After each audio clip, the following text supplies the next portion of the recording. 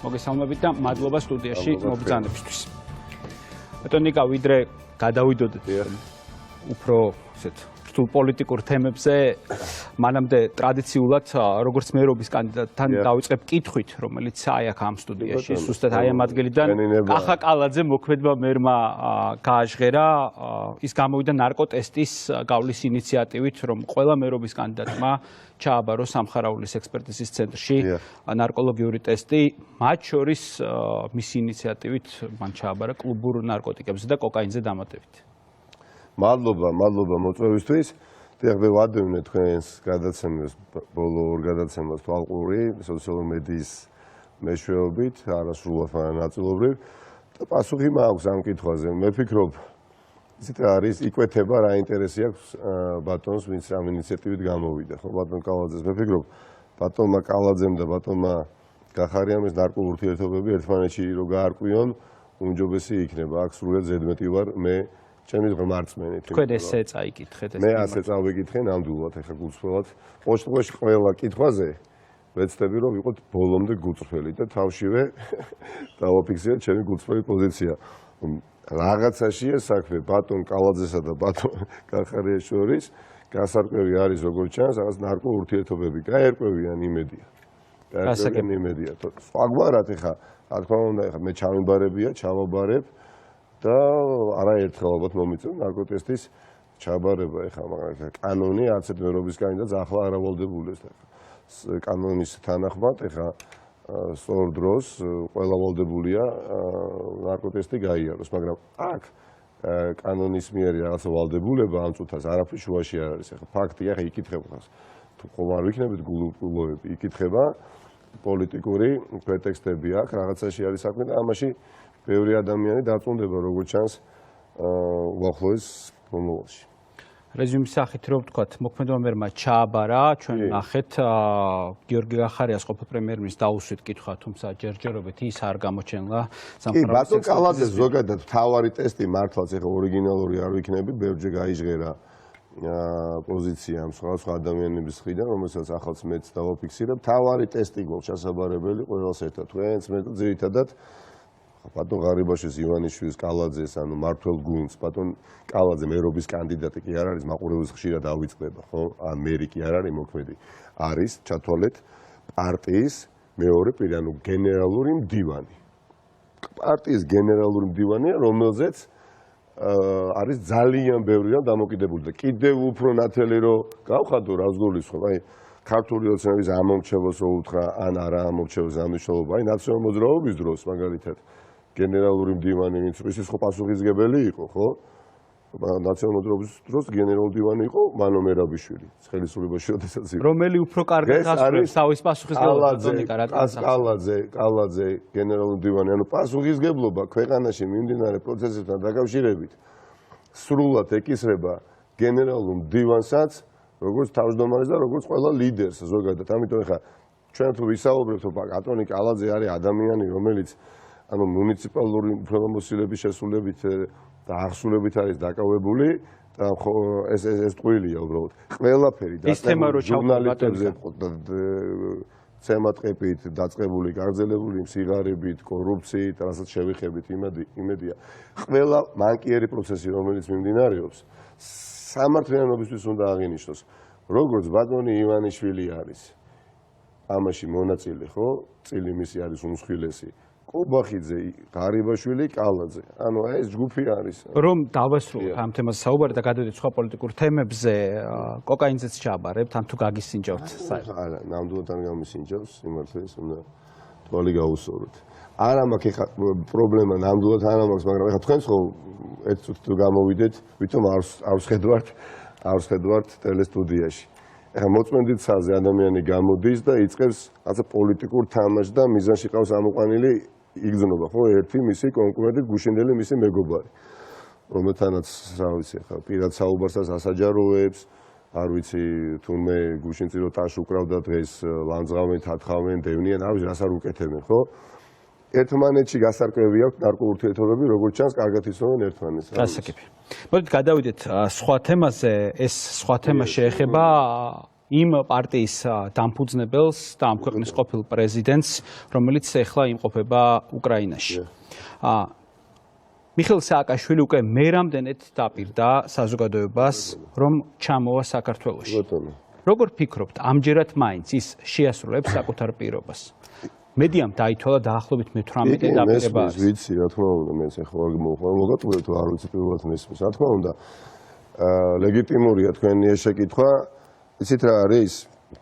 რა მინდა მე რომ ამ ქვეყანაში, ბევრი რამ მინდა რომ ამ ქვეყანაში შეიცვალოს. და არა მარტო მე, ძალიან ბევრი ადამიანს აბსოლუტურ უმრავლესობას სრულიობა გვინდა უკეთესობისკენ. მაგრამ მინდა რომ ამ ქვეყანაში ყველა მოქმედი პრეზიდენტი თუ მაღალი თანამდებობის პირი, ასევე ყოფილი პრეზიდენტები და ყოფილი მაღალი თანამდებობის პირები თანაცხოვრობდნენ ერთ ქვეყანაში. ჩვენ ვეჯიბრებოდით პირობითად ხო გუშინ-გუშინ წლების წინ განვითარებულ დემოკრატიებს და ჩვენი სწორება მათზე იყო და სამწუხაროდ ჩვენ ხედავთ რომ აი ჩვენი მეზობელი სახელმწიფო სომხეთი როდესაც თქვენ ამბობთ თანაცხოვრებდნენ, თავად ხომ არ შექმნა მიხეილ სააკაშვილმა ესეთი გარემო, ჩვენ შეგვიძლია არაერთი თანამდებობის პირი გავიხსენოთ ვარდების რევოლუციის შემდეგ, რომელსაც დატოვეს ეს ქვეყანა და მათ შორის ბევრი დღემდე ვერ ბრუნდება. რატო ვერ ბრუნდება? სხვადასხვა მიზეზები ზოგი არის ძებნაში და ასე რა არა, ეს ძალიან ძელი საკითხია. ხომ დღემდე თუ ციხეში ზის ვინმე, რატო ზის? ეხლა თუ კი უსამართლოდ იხდი და საჯელს არ ვიცი ვის გულისხმობთ, ხო? ეხლა ნაციონალური მოძრაობა ხო აღარ არის ხელისუფლებაში. დაუბრუნდები თქვენს შეკითხვას. მართლაც თეთრი შურით შეგშურდება ადამიანს, როდესაც სომხეთში დაინახავ 4 პრეზიდენტს ერთდროულად საარჩევნო კამპანიაში. აი ხა სურახანხა ჩატარდა ხო არჩევნები და ტერპეტროსიანი ყოფილი პრეზიდენტი, კოჩარიანი ასევე ყოფილი პრეზიდენტი, სარქისიანი ყოფილი პრეზიდენტი და ამჟამინდელი პრემიერ-მინისტრი პაშინიანი. 4-ვე იღებდა მონაწილეობას სხვა პარტიებიდან არჩევნებში. აგერ რამდენიმე კვირის წინ უკრაინაში დამოუკიდებლობის დღეს 5 პრეზიდენტი ერთად იდგა.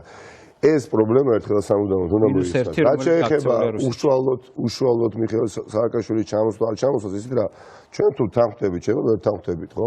თუ თანხმდებით და ჩემი პოზიცია ასეთია, რომ მართლაც გადამწყვეტი პერიოდი აქვს. სახელმწიფოსთვის ქვეყნის, საეტაპო მოდით ასე ვთქვათ, 2 ოქტომბერს ჩემი ზღმარწმენით განისაზღვრა მომდენო 10 წლის ბედი ამ სახელმწიფოსი, ხო? როდესაც ამაში ხარ დარწმუნებული და ხარ ქვეყნის მიღმა, რა თქმა უნდა, გექნება სურვილი რომ ჩამოხვიდე. მე მაგალითად მის ადგილზე აუცილებლად ჩამოვიდოდი. თქვენს დარწმუნებული ვარ მის ადგილზე ჩამოვიდოდით. თქვენ როგორ გაიგეთ მის მიმართ? ეს მხოლოდ სურვილია თუ ის რეალურად შეასრულებს ამ დაპირებას? მე ამ კითხვას ბატონო ნიკა, იმიტომ გისმენთ რომ მე გავეცანი მათ შორის ვეცნობი, მათ შორის თქვენი მხარდამჭერების, ნაციონალური მოძრაობის მხარდამჭერების განწყობებს პოზიციებს, რომელიც ჩანს სოციალურ ქსელში, ხო? როდესაც მორიგჯერზე, როდესაც მიხეილ სააკაშვილი აკეთებს განცხადებებს, ბევრისთვის იმედგაცრუებად იქცა ეს მუდმივი დაპირებები და მუდმივად არჩევნების წინ. რატომ სხვა დროს არ აკეთებს ის ამ განცხადებებს? კონკრეტულად გაგცემთ პასუხს. მე ვფიქრობ, რომ უნდა ჩამოვიდეს, მაგრამ ეს უნდა იყოს ხაზგასმის ზედმიწევნით მშვიდობიანი აქტი. ანუ გარანტიას ითხოვთ, რომ მას არ დაიჭერენ? არ მიეცეს შესაძლებლობა, იოტის ოდენა შესაძლებლობაც კი ქართულ ოცნებას, იცით ხო, ეხლა ყველგან რაღაცა შეთქმულებას ეძებენ. პროვოკაციის მოწყობის და დესტაბილიზაციის, ასე ვთქვათ, დაბრალების შესაძლებლობა არ უნდა მიეცეს ქართულ ოცნებას, მაგრამ ამ შემთხვევაში ნაციონალური მოძრაობის ხელშეუხებლობას ითხოვთ ბატონო. არა, ნახეთ რას ვამბობ. ეს აქტი იქნება ხაზგასმით მშვიდობიანი. მე ამაში ეჭვი არ მეპარება.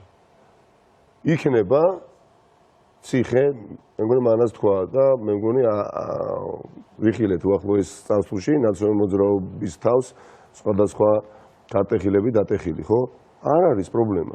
თავარია ჩვენ მორალურად მორალურად წესში გამართულები ვიყოთ. თუ კი მიხეილ სააკაშვილს დააპატიმრეთ, არ მიცეთ ოლიგარქს თითის გამოშვერის შესაძლებლობა. მე დარწმუნებული ვარ და დავასრულებ. ნებისმიერ კითხვას გავცემ პასუხს, როგორც ვიცი, ბევრი გვაქვს. შვიდად უნდა იყოს მოსახლეობა, თუ მიხეილ სააკაშვილი საქართველოში ჩამოვა, გარანტიას ვიძლევ, ეს იქნება იმაზე მეტად მშვიდობიანი აქტი, ვიდრე მამას წარმოუდგენია. ვერც ერთი ქართული ოცნების, ვერც ერთი წარმომადგენელი ვერ იქნება იმ პოზიციაში, რომ თქვას, რომ შეხედეთ, ხალხი ეს საკითხი გავლილი გაქვთ მიხეილ სააკაშვილთან? ამაზე კონსულტაცია გქონდათ? როგორ ჩამოვა? საიდან შემოვა? დახვდებიან თუ არა მას მხარდამჭერები? რომ დააპატიმრებენ? როგორ განვითარდება მოვლენები? მშვიდობიან ჩამოსვლაში გულისხმობ, რომ ხელისუფლებას არ უნდა მიეცეს შესაძლებლობა, ხელისუფლებას პირობითად სამყოს ხელისუფლება ქვეყანაში ბევრში სახელმწიფოში არსებობს ცუდი ხელისუფლება, არსებობს კარგი ხელისუფლება, ჩემი შეფასება არავის არ ვახვევ. მაგრამ არიან სახელმწიფოები, სადაც ხელისუფლება არ გვყავს. ჩემი აზრით ამ კატეგორიას მიეკუთვნება ჩვენი ქვეყანა. ბიზინა ივანიშვილის რეჟიმი ხო არის იმ მდგომარეობაში ჩასაფრებული, რომელიც მზად არის ყოველთვის საბაბი მოძებნოს, რომ რაღაცა დაგაბრალოს. მისჯილი და მოხდება მისი განაცხადა მართლობა. ქართული ოცნება როდის უსწრება ყველაზე მეტად. როდესაც ოპონენტი ყავს მორალურად წელში გამართული. მორალური უპირატესობა არის ძალიან მნიშვნელოვანი. ქართულ ოცნებას როდის შეექმნა სერიოზული პრობლემები განსაკუთრებით ბოლო წლებში, როდესაც მან დაკარგა მორალური უპირატესობა პირდაპირ გეუბნებით. ამას შეგვიძლია ბევრი ვისაუბროთ. მორალურად გამართულია მიხეილ სააკაშვილი? ადამიანს ეხლა მომისვენეთ ადამიანს არ აქვს იმის შესაძლებლობა მას ჰქონდა ამის არჩევანი. მას ჰქონდა ამის არჩევანი. ჩამოფრინდეს და მაგალითად თავისი ფეხით შევიდეს ეს შეგახსენებთ ჩამოგითვლით თქვენი გუნდის ყოფილ და ახლანდელ წევრებს მათ შორის რომლებსაც არ დაუტოვებიათ ქვეყანა და თუ კი მაგალითად სიტყვაზე ბაჩუ ახალაია შემთხვევას მოვიყვანთ, მან მიუხედავად იმისა, რომ იცოდა რომ დააპატიმრებდნენ, ის დაბრუნდა ქვეყანაში და წავიდა ციხეში. კი ბატონო. და სხვათა შორის ამდენი ხნის განმავლობაში და ადამიანი როდესაც ქართული ოცნება მოიხსენიეს, მე ადამიანს ორჯერ შენახვედრი, ხოლო ციხეში მქონდა შესაძლებლობა და თავი ვალდებულად ჩავთვალე, რომ მომენახულებია, მართლაც 10 წელი იყო სამარტოო საგანში გამოკეტილი. მეწუნეთ შეიძლება ბევრმა 10 საათი ვერ გაძლოს. ყველას უსურვებ თავისუფლებას. ამიტომ ამ ადამიანს ექნება შესაძლებლობა გამოვიდეს და თავად მოყვეს ისაუბრო საკუთარ გავლენით ცხოვრებაზე და შენ და ასე შემდეგ. მაგრამ რა თქმა უნდა, მისასალმებელია ადამიანი, როდესაც არ უშინდება რეჟიმს. ყოფილი პრეზიდენტი მიხეილ სააკაშვილი. თქვით რომ ქონდათ საუბარი. ყოფილი პრეზიდენტი მიხეილ სააკაშვილი მზად არის ჩაჭრილ. ყოფილი პრეზიდენტი მიხეილ სააკაშვილი. გეუბნებით ეხლა ყველა კაცს ხო არ გაგიხსნით. ეს იქნება მორალურად წელში გამართული ნაბიჯი. ვერც ერთი საქართველოს მოქალაქე ვერ იქნება იმ პოზიციაში, ვერც ერთი ჩასაფრებულს გულისხმობა. თქვას, რომ ნაციონალურ მოძრაობა ამ შემთხვევაში მიხეილ სააკაშვილი ემზადება რაიმე სახის ასე თქვათ დესტაბილიზაციის ნიშნების შემოტანისთვის. ეს იქნება წელგამართული, აქციები არ მოყვება მის დაკავებას. იცით რა პირდაპირ გეუბნებით, ხო არ გეტყვით როგორ ეს უნდა იყოს მორალურად უპირატესობის მომტანი ქართული საზოგადოებისთვის და დარწმუნებული ვარ ნაბიჯი, რომელსაც ის გადადგამს და მე მინდა მართლა ჯეოდეს რომ ამ ნაბიჯს გადადგამს, გამარჯვებას მოვაპოვებინებს ქართულ ოპოზიციას. არა, როგორ იცით რა მე მე ხო ვერ ვისაუბრებ სხვა ადამიანზე, რაც არ უნდა ახლობელი ადამიანი იყოს, ხო? და ძალიან რთულია სწორედ გამიგეთ, მით უმეტეს არსებობს მაგალითები უახლოეს წარსულში ქართული სახელმწიფოებრივი განვითარების პროცესში სულ თავში 32 წლის წინ, 30 წლის წინ, როდესაც პირველი პრეზიდენტი მოკლეს. და ნამდვილად არ არის ადვილი მოუწოდო დევნილ პრეზიდენტს ჩამოვიდეს დიდი წილი პასუხისგებლობისა ამ ნაბიჯის გადადგმის პროცესში, რა თქმა უნდა, კერძოდ ამ ცალკე აღებულ ადამიანს, ამ შემთხვევაში მიხეილ სააკაშვილს უნდა ეკუთვნოდოს, იმიტომ რომ არ შეიძლება ამ დროს თავს მოახვიო ადამიანს და უთხრა გინდა თუ არა გადადგი ნაბიჯი, რომელიც არ არის ადვილი გადასადგმელი. იმიტომ რომ საკუთარი ფეხით ციხეში შესვლა არ არის ადვილი. ქართული ოცნების თავმჯდომარე ირაკლი კობახიძემ განაცხადა, რომ 7%-იანი საჩუქარი გაგვიკეთა სააკაშვილმა, ასევე ზურა ჯაფარიძეს გულისხმობ, ამბობს, რომ მორიგი დაბრუნების დაპირება ივანიშვილის ელექტორატის მობილიზებას უწყობს ხელს. ეთანხმებით აი მოსაზრება. რომ ეს ირაკლი კობახიძეს? კობახიძეს და ჯაფარიძეს. იცით რა, ხა ზურა გირჩი ჯაფარიძე ჩემი მეგობარია, ჩვენ მიუხედავად იმისა, რომ სხვადასხვა პარტიებს წარმოვადგენთ და ბევრ საკითხთან დაკავშირებით გვაქვს თანხმობა, რიგ საკითხებთან დაკავშირებით გვაქვს დისკუსია, ანუ სხვადასხვა ხედვები გვაქვს. ბუნებრივია ნებისმიერ ადამიანს აქვს თავისი შეფასება და პარტიის ვრცემ, არათუ ზურაგი ჯაფარიძე, რომელიც სხვა პარტიის თავმჯდომარე პარტიის შიგნით არსებობს, უამრავი განსხვავებული პოზიციები, ყოველდღიურად. ამაზე გვექნება კითხვა. უამრავი განსხვავებული პოზიციები და ამით ვამაყობ, რომ ეს პარტია დღეს ასეთია. თუ კი იყო პარტია 15 წლის წინ, 12 წლის წინ, ან უფრო ადრე, სადაც შესაძლებელია ბევრი განსხვავებული პოზიცია არ არსებობდა, ან თუ არსებობდა, არ იყო ყოველ შემთხვევაში განსაზღვრელი გადაწყვეტილების მიღების პროცესში. დღეს თვისობრივად განსხვავებული პარტია გვაქვს და რატომ სააკაშვილი არ აძლევდა ამის საშუალებას? არა, ისეთ რა არის პარტია ნაციონალ მოძრაობა, როდესაც შეიქმნა 2 წელიწადში ხელისუფლებაში მოვიდა. თან მოვიდა მშვიდობიანი რევოლუციით, გახსოვთ და 96%-იანი დობის ვოტუმი მოიპოვა ხო საზოგადოებისგან. მას შემდეგ 9 წელიწადია ვართ ოპოზიციაში და ისე მოხდა რომ ამ 9 წლის განმავლობაში, 8 წლის განმავლობაში მე ვარ ნაციონალურ მოძრაობაში სახელმწიფო არც პრივილეგიებით არ მისარგებლია და არც წევრი ყოფილა წინა ხელისუფლების და ეს სიმართლე გითხრათ დღესდღეობით პირიქით მე მაძლიერებს მე როგორც პოლიტიკოს აძლიერებს ჩემ გუნდს და გამოცდილ პოლიტიკოსებთან ერთად ახალი გუნდის წევრებიც ყავს, რომლებსაც უკვე მიიღეს დიდი გამოცდილება ჩემი სახით პარტიაში და კიდევ უფრო ახლად შემოერთებული გუნდის წევრები 8 წელიწადში 9 წელიწადი იყო ოპოზიციაში. რეალურად ოპოზიციაში ვითარდება პოლიტიკური პარტია. ამიტომ შეუძლებელი არის დათო იყო 9 წელიწადი ოპოზიციაში და შენ იგივენაირი პარტია ჰქონდეს, იგივენაირი ორგანიზაციები ჰქონდეს, როგორც შენ ჰქონდა მაგალითად 2004 წელს 5 წელს. იმიტომ რომ ვერტიკალი აბსოლუტურად სხვა არის, ბევრი თვითყოფადი პოლიტიკოსია და ბევრს დაუგროვდა საკუთარი პოლიტიკური კაპიტალი და რაც უფრო ბევრი მძიმეწონიანი პოლიტიკოსი ყავს პარტიას, მით უფრო ნაკლები ალბათობა იმისა, რომ შეცდომები დაუშვათ გადაწყვეტილების მიღების პროცესში. თავისი დაპირებით კიდევ ერთხელ უბრუნდები ამ კითხვას.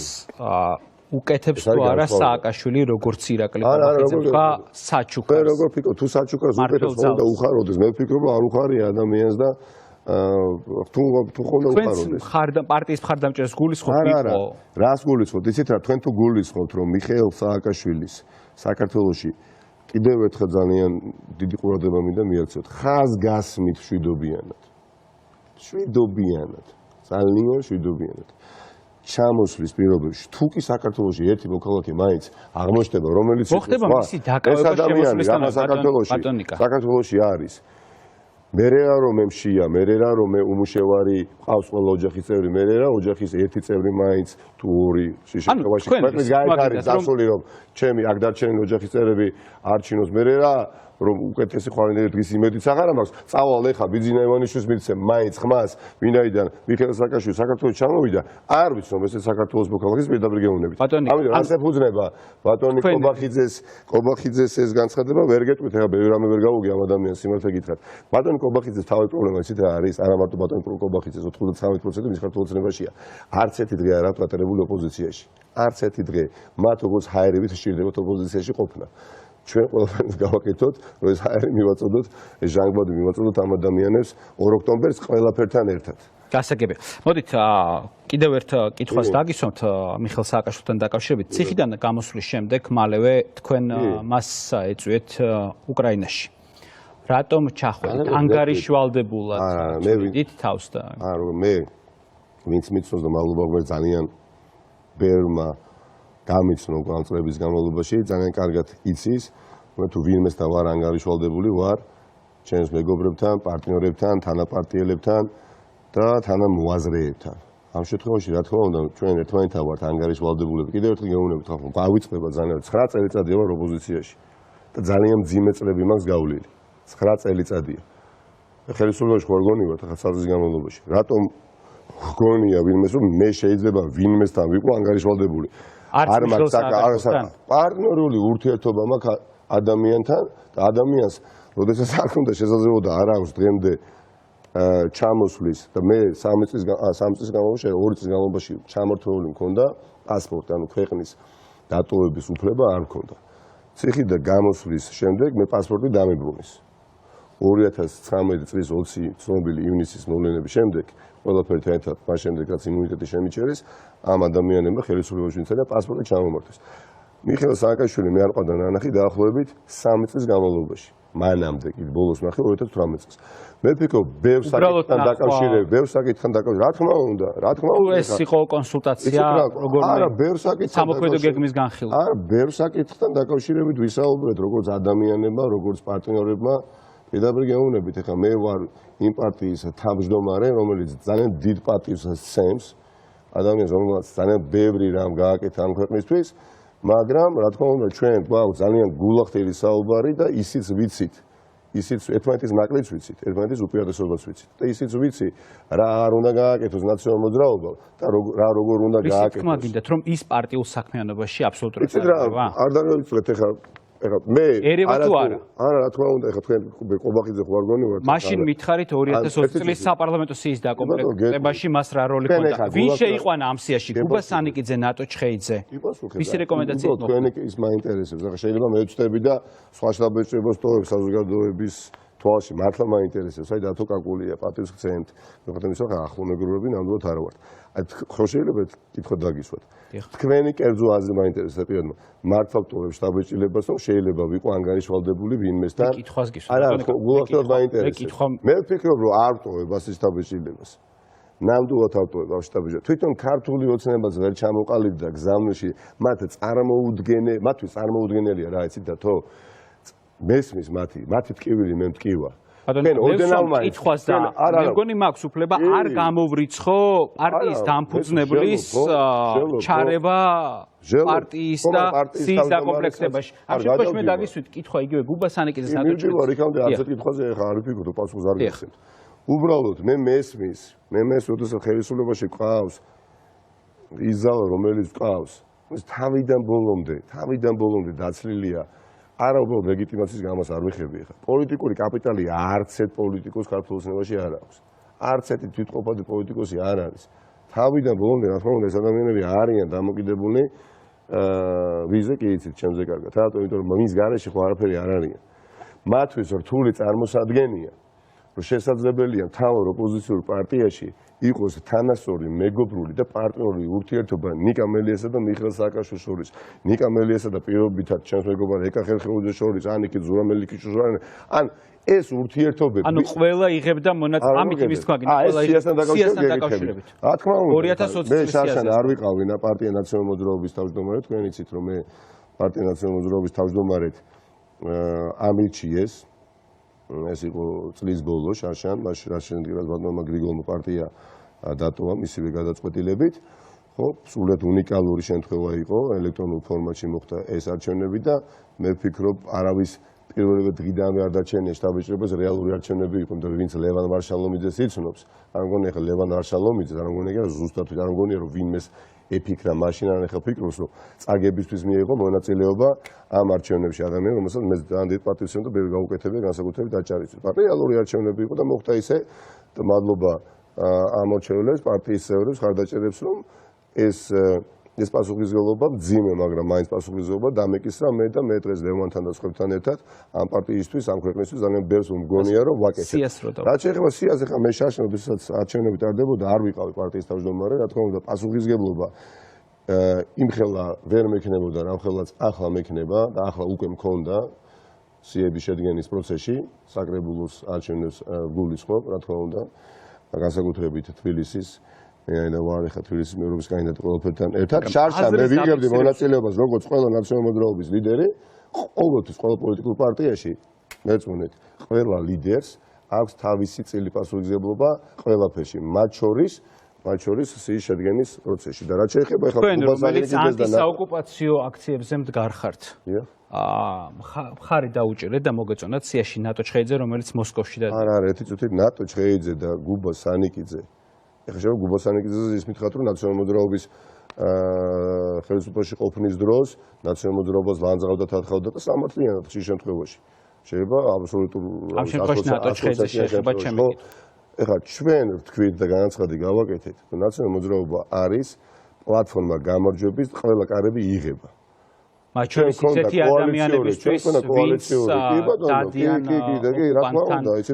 აწყობენ შეხვედრას იმ დეპუტატებთან, რომელმაც ხარი დაუჭირეს აფხაზეთის და ოსეთის აღიარებას. იდეალური წარსული არც თქვენ გაქვთ ალბათ შეიძლება გააქვთ და გამიხარდება ყოველში მე შეიძლება არ მქონდეს და ბევრ ადამიანს ხო აწმყოში ვის რა პოზიცია აქვს ჩემთვის ეს არის გადამწყვეტი რა თქმა უნდა ბევრი რამ არის გასათვალისწინებელი რა ცხოვრებას ნაცხოვრები ამა თუ იმ ადამიანს მაგრამ გადამწყვეტ ბრძოლაში, როდესაც ჩვენ გვაქვს მოცემულობა სახელმწიფო გადის დასავლური სივრციდან. მართლაც ეგზისტენციალური გამოწვევაა და თქვენ ახლა ქალბატონზე ამ კითხვას ოდესაც მისვით, სად დგას ეს ქალბატონი დღეს? დგას ისტორიის სწორ მხარეს, თუ დგას იქ, სადაც ჩემის აზრით არ უნდა იდგეს არც ერთი პატრიოტი ადამიანი.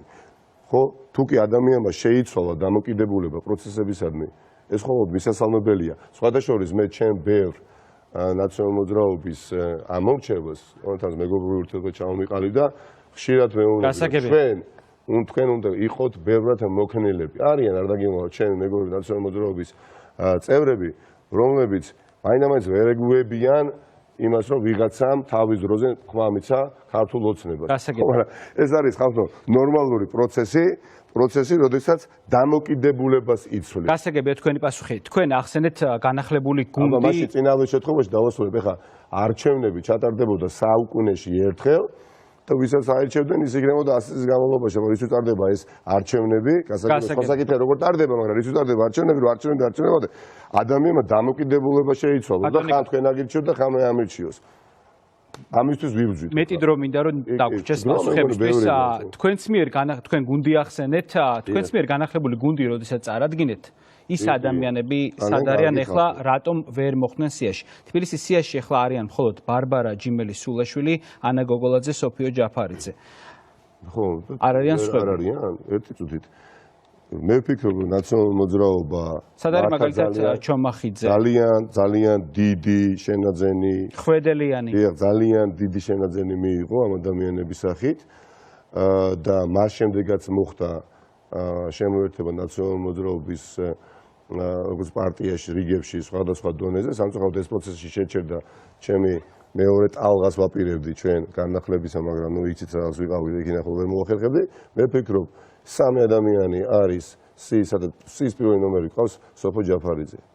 ხო? თქვენ ეს ადამიანები საკმაოდ პომპეზურად წარადგინეთ, თუმცა მხოლოდ სამ მომისვით, რა ნაციონალური მოძრაობა ახლავე მოვიდნენ პარტიაში, რას მეუბნებით. სიაში რატომ არის? პარტიაში მყოფი ყველა როგორ ვფიქრობთ, ეხლა ვინც წარვადგინე ახალ შემოერთებულ სახეებად 10 ადამიანი თუ არ ვწდები, ეხლა ვინც ამ წლების განმავლობაში იბრძოდა პარტიისთვის. ანუ ეს იყო უბრალოდ საზოგადოებისთვის გაცნობა, ბატონო. არა, ერთი წუთი როგორ გეგმავთ, ეხლა როგორ გონიათ, ეხლა ახლებს წარვადგენდი და მე ყველა მოხდებოდა ასე ვთქვათ, საკრებულო სიაში ახლა და დანარჩენებს ვეტყოდით წადით სახლში.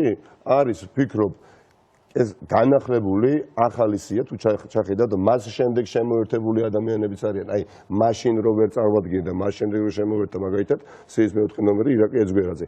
იქ მე ვერ მოვახერხე მაშინ მისი წარდგენა, ხო? ანა გოგოლაძე, სოფო ჯაფარიძე, არაჩვეულებრივი კომპეტენტური ადამიანები, ბარბარა, რეზო ჩამახიძე, ჩვენი მეგობარი არის, ნიკო ობოლაძე არის ერთ-ერთი ჩვენი პარტიის ლიდერი და თავარი, ასე ვთქვათ, ჩვენი სპიკერი ეგრეთ წოდებული. ყველა ადამიანს აქვს თავისი ფუნქცია. ესია თქვენ დამოუკიდებლად ჩამოყალიბეთ. მიხეილ სააკაშვილი არ ჩარეულა? არ ჩარეულა, რა თქმა უნდა. არც ერთი წამით. გასაგებია. სრული პასუხისმგებლობით გეუბნებით. აი, როგორც თქვენ არ ჩარეულხართ, როგორც თქვენ ხარ ჩარეულხართ. აი, ხარ ჩარეულხართ, აი ზუსტად ისე. პირდაპირ გეუბნებით რა. შეიძლება ვიღაცის დაუჯერებელი იყოს ბატონი კობახიძის, მაგრამ ასე ნამდვილად. უბრალოდ კითხვა გამიკეთეთ. ბევრჯერ დასმულა კითხვა. თქვენ რა გონიათ ეხლა მართლაც? აი, მაგალითად თორნიკე ბიკაშვილი სირიაში ყავს მეურნეობა, ხო არ იცნობთ? არ იცნობთ, ანუ ჯერაფერს არ გეუბნებათ, ხო? ახალი ადამიანი არის. ირაკლი ეძგვერაძე, ახალი ადამიანი. ხვედელიანის შემთხვევაში რა მოხდა? ხვედელი ხო ნიკო ობოლაძის შემთხვევაში რა მოხდა? ნიკო ობოლაძე არ არის აუცილებელი, რომ საკრებულოს წევრი იყო ახლა, ხო? მე ვფიქრობ, ნიკო ობოლაძე არის ადამიანი, რომელიც აუცილებლად უნდა იყოს გამარჯვების შემდეგ საპარლამენტო სიაში. პირდაპირ გეუბნებით დაუმოყვრეთ. ხვედელიანზე ამბობენ, რომ წავიდა საერთოდ. არც არ წასულა ეს ბიჭო, ხო ვიღაცა წავა, ვიღაცა მოვა, რას ისურვე ხო? წავიდა თუ პარტიაში? არ წასულა ეს ადამიანი პარტიაშია, მაგრამ თუ კი წავა ვიღაცა მოვა, ვიღაცა წავა. წავსვით, რატოა ეს პრობლემა, როდესაც ნაციონალური მოძრაობის რიგებში ბევრი ადამიანი არჩევნების წინ ეს ხვინ ეხლა რა არის ეხლა ყველაზე დიდი ოპოზიციური პარტიაზეა საუბარი ბატონი, რატომ გიკვირთ ეს კითხვა? რა გიკვირთ? საზოგადოებას არალოგიკურია. მეუბნებით რომ ახალი ადამიანები რომლებიც ადამიანებს წარმოადგენთ, რას მეუბნებით რომ ესე იგი ყველა პარტიაში არსებული ადამიანები ეს არ იყო პარტიაში მუშაობა, შემოკარგო და ბრძოლა არ არის საკრებულო სავარჯიშოში სდომა მხოლოდ. თქვენ თუ იმას მეუბნებით რომ მთელი ამ 18 წლის განმავლობაში ადამიანი, რომელიც რომელიმე რაიონული ორგანიზაციის თავმჯდომარეა, თან ახალი ენერგიით სავსე ადამიანი, რომელიც არ ყოფილა ფართო პოლიტიკურ ასპარეზზე გამოსული, ამ ადამიანს არ უნდა მიეცეს შესაძლებლობა იყოს საკრებულოში ერთხელ მაინც? არა, არასწორია, მომისმინეთ, ეხლა ნახეთ. თქვენ ტელეკომპანია შემოერთდეთ სხვა ახალი 10 ჟურნალისტი, უბრალოდ ლოგიკას ვერ გავიგეთ და თქვენ წახვიდეთ სახლებში. გაზავდა, დაბალანსდა. კითხვა გაჩნდა შესაბამისად ჩვენ დავსვით ეს კითხვა. თქვენ თქვით რომ ზოგი წავა, ზოგი მოვა პარტიაში. როდესაც თქვენი პარტიის ერთ-ერთმა ლიდერმა სალომე სამადაშვილმა ხელი მოაწერა შარლ მიშელის დოკუმენტს, ის როგორც პარტიის წევრებმა, თანაგუნდელებმა, ასევე მხარდამჭერებმა ძალიან მკაცრად გააკრიტიკეს. ცოტა ხნის წინ თქვენ თავადაც მოაწერეთ ხელი აი ამ შეთანხმებას. არ თვლით რომ სალომე სამადაშვილს პარტიამ უნდა მოუხდეს ბოდიში აი ამ კრიტიკის გამო. კრიტიკისთვის ეხა ბოდიში თუ ერთმანეთს და შეურაცხყოფებისთვის ძალიან ბევრი შეურაცხყოფა მიაყენეს მას, მათ შორის თქვენი პარტიის მხარდამჭერები. ნუ ეხა როგორ ეხა ამ პარტიას ყავს 500.000-მდე მხარდაჭერ, თქვენ გონიათ პარტიის ყველა მხარდაჭერს ზედოთვარი ამოდის ჩემზე? თქვენ გონიათ ყველა გიждდება ჩემზე? გონიათ მე არ მარტივი სამართლიანი იყო სალომე სამადაშვილის რა თქმა უნდა მიმართ კრიტიკა? სალომე სამადაშვილს მე ძალიან კარგად ვიცნობ, მაქვს ძალიან კარგი ურთიერთობა, მიუხედავად იმისა, ბოლო პერიოდში მე მასთან არ მაქვს უბრალოდ ურთიერთობა, აი ეს ძალიან ნიშნავს, რომ ჩვენი გზა ავირჩიეთ ცხოვრებაში, მაგრამ ერთი თავარი მიზნის გარშემო ვართ გაერთიანებული. მან მიიღო ის გადაწყვეტილება, რომელიც მიიღო, პარტიამ მაშინ მიიღო ის გადაწყვეტილება, რომელიც მიიღო და ეხლა რატომ მიიღო პარტიამ ეს გადაწყვეტილება? მარტივია, ძალიან მარტივია. იმიტომ რომ ჩვენ პოლიტიკური მიზანი გვქონდა. ჩვენ ფიქრობდით, რომ მაშინ დოკუმენტზე რა დისკუსია მიმდინარეობდა. დოკუმენტი ხოლო მას შემდეგ მოაწერეთ ხელი, რაც ქართულმა ოცნებამ ანულირება მოახდინა ამ დოკუმენტის, ბატონიკა. რა დისკუსია მიმდინარეობდა მაშინ? დისკუსია რას ეხებოდა? დოკუმენტზე ხელმოწერა კრიზისს დაგვაძლევინებდა თუ ვერ დაგვაძლევინებდა? ჩვენ ვამბობდით, რომ ვერ დაგვაძლევინებს დოკუმენტზე ხელის მოწერა კრიზისს. სამწუხაროდ, დავასრულებ, სამწუხაროდ ჩვენ აღმოჩნდით მართლები, მართლაც სამწუხაროდ ჩვენ აღმოჩნდით მართლები. დღეს რა დისკუსია მიმდინარეობს? დასავლური სივრციდან სახელმწიფო გავდივართ თუ არ გავდივართ? მაშინ ეხლა რატომ მოაწერეთ? ანულირების შემდეგ. არა, ვიგით ანულირებულია. პოლიტიკური ინსტრუმენტად გამოიყენეთ. მართველი გუნდის ხელმძღვანელმა განაცხადა, რომ დოკუმენტი არის ანულირებული. გამოვიყენეთ ყველა ინსტრუმენტს გამოვიყენეთ პოლიტიკურს, სამართლიანს, კონსტიტუციურს, ქართული ოცნება როგორც რეჟიმის სახით დაამარცხეს, რა არის გასაგები პოლიტიკა. მანამდე რატომ არ გამოიყენეთ? პასუხობ. არა, გაუგებარია ბატონო. გაუგებარი როგორ არის? ჩვენ აღმოჩნდით, თუ ჩვენ თავარი პრეტენზია რა იყო ჩვენს ასე თქვათ მოკავშირეების მიმართაც. უბრალოდ არ გვჯეროდა, რომ დოკუმენტი კრიზისს დაძლევდა. და ეხლა დაიჭერეთ. ერთი წუთით.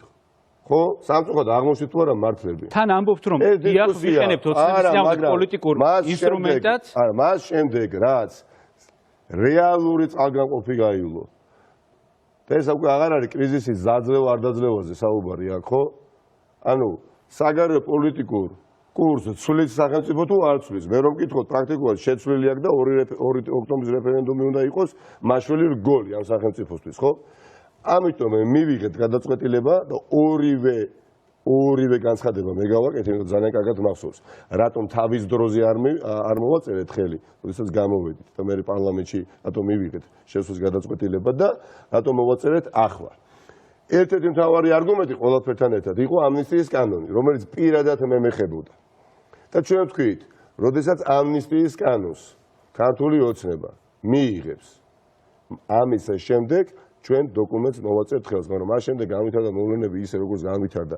გვაქვს მოცემულობა, როდესაც პრაქტიკულად წყევლიან ყველა დასავლელ პარტნიორს ჩვენი ხელისუფლება ეგრეთ წოდებული და მათი წარმომადგენლები, ხო? როდესაც დასავლელი პარტნიორები თქვენ უარი თქვით ეს ამ ამნისტიაზე, თქვენ საუბრობთ, რომ ინსტრუმენტი პოლიტიკური მიზანშეწონებიდან გამომდინარე ხარ გამოიყენეთ. კი ბატონო, ხო გონიათ გეტყვით არა? რა თქმა უნდა. ქართული ოცნება უნდა შეიბოჭოს თლიანად. თქვენ ხომ შეგეძლოთ თქვენი ხელმოწერით კრიზისის დაძლევაში ხელი შეგეწყოთ. ვინ გითხრათ ეს არა? როგორ ნეტა ეს ყოფილიყო მართლაც. პარტნიორები მოგწოდებდნენ მუდმივად ბატონიკა და მუდმივ წულხილს გამოფატოდნენ ამის გამო. ვამარტის ხელშეკრულება როდესაც გაფორმდა. ყველა პარტიამ ხომ მოაწერა ხელშეკრულება და ვერ ქართულმა ოცნებამ ვერ გამონახა შესაძლებლობა რომ გასულიყო იმ შეთანხმებიდან და შარლ მიშელის დოკუმენტი. რა მნიშვნელობა აქვს ახლა მე ხო არ ვიტყვი თქვენ საუბრობთ ადამიანს. ჩემს მე ხო არ ვიტყვი. ვერანაირი შარლ-მიშელის დოკუმენტი, ვერანაირი წინ გადადგმული ნაბიჯი ვერ იქნებოდა ბევრი რამ, ბევრ ადამიანს ვარ გაეკეთებია. თქვენ გახსოვთ, ხო? მათ შორის 23 თებერვალს. ეს ყველასი ბრძოლა არის. მე საერთოდ არ მაინტერესებს ვინ მოაწერა ხედა, ვინ არ მოაწერა, ყველას პატივცემ. ყველას პატივცემ. სალომე სამონდაშვილი დაწყებული, გრიგოლ ბაშაძის გაძლებული და ნებისმიერ სხვა, ბოდიში დავსვათ, ნებისმიერ სხვა ოპოზიციურ პარტიის ლიდერს.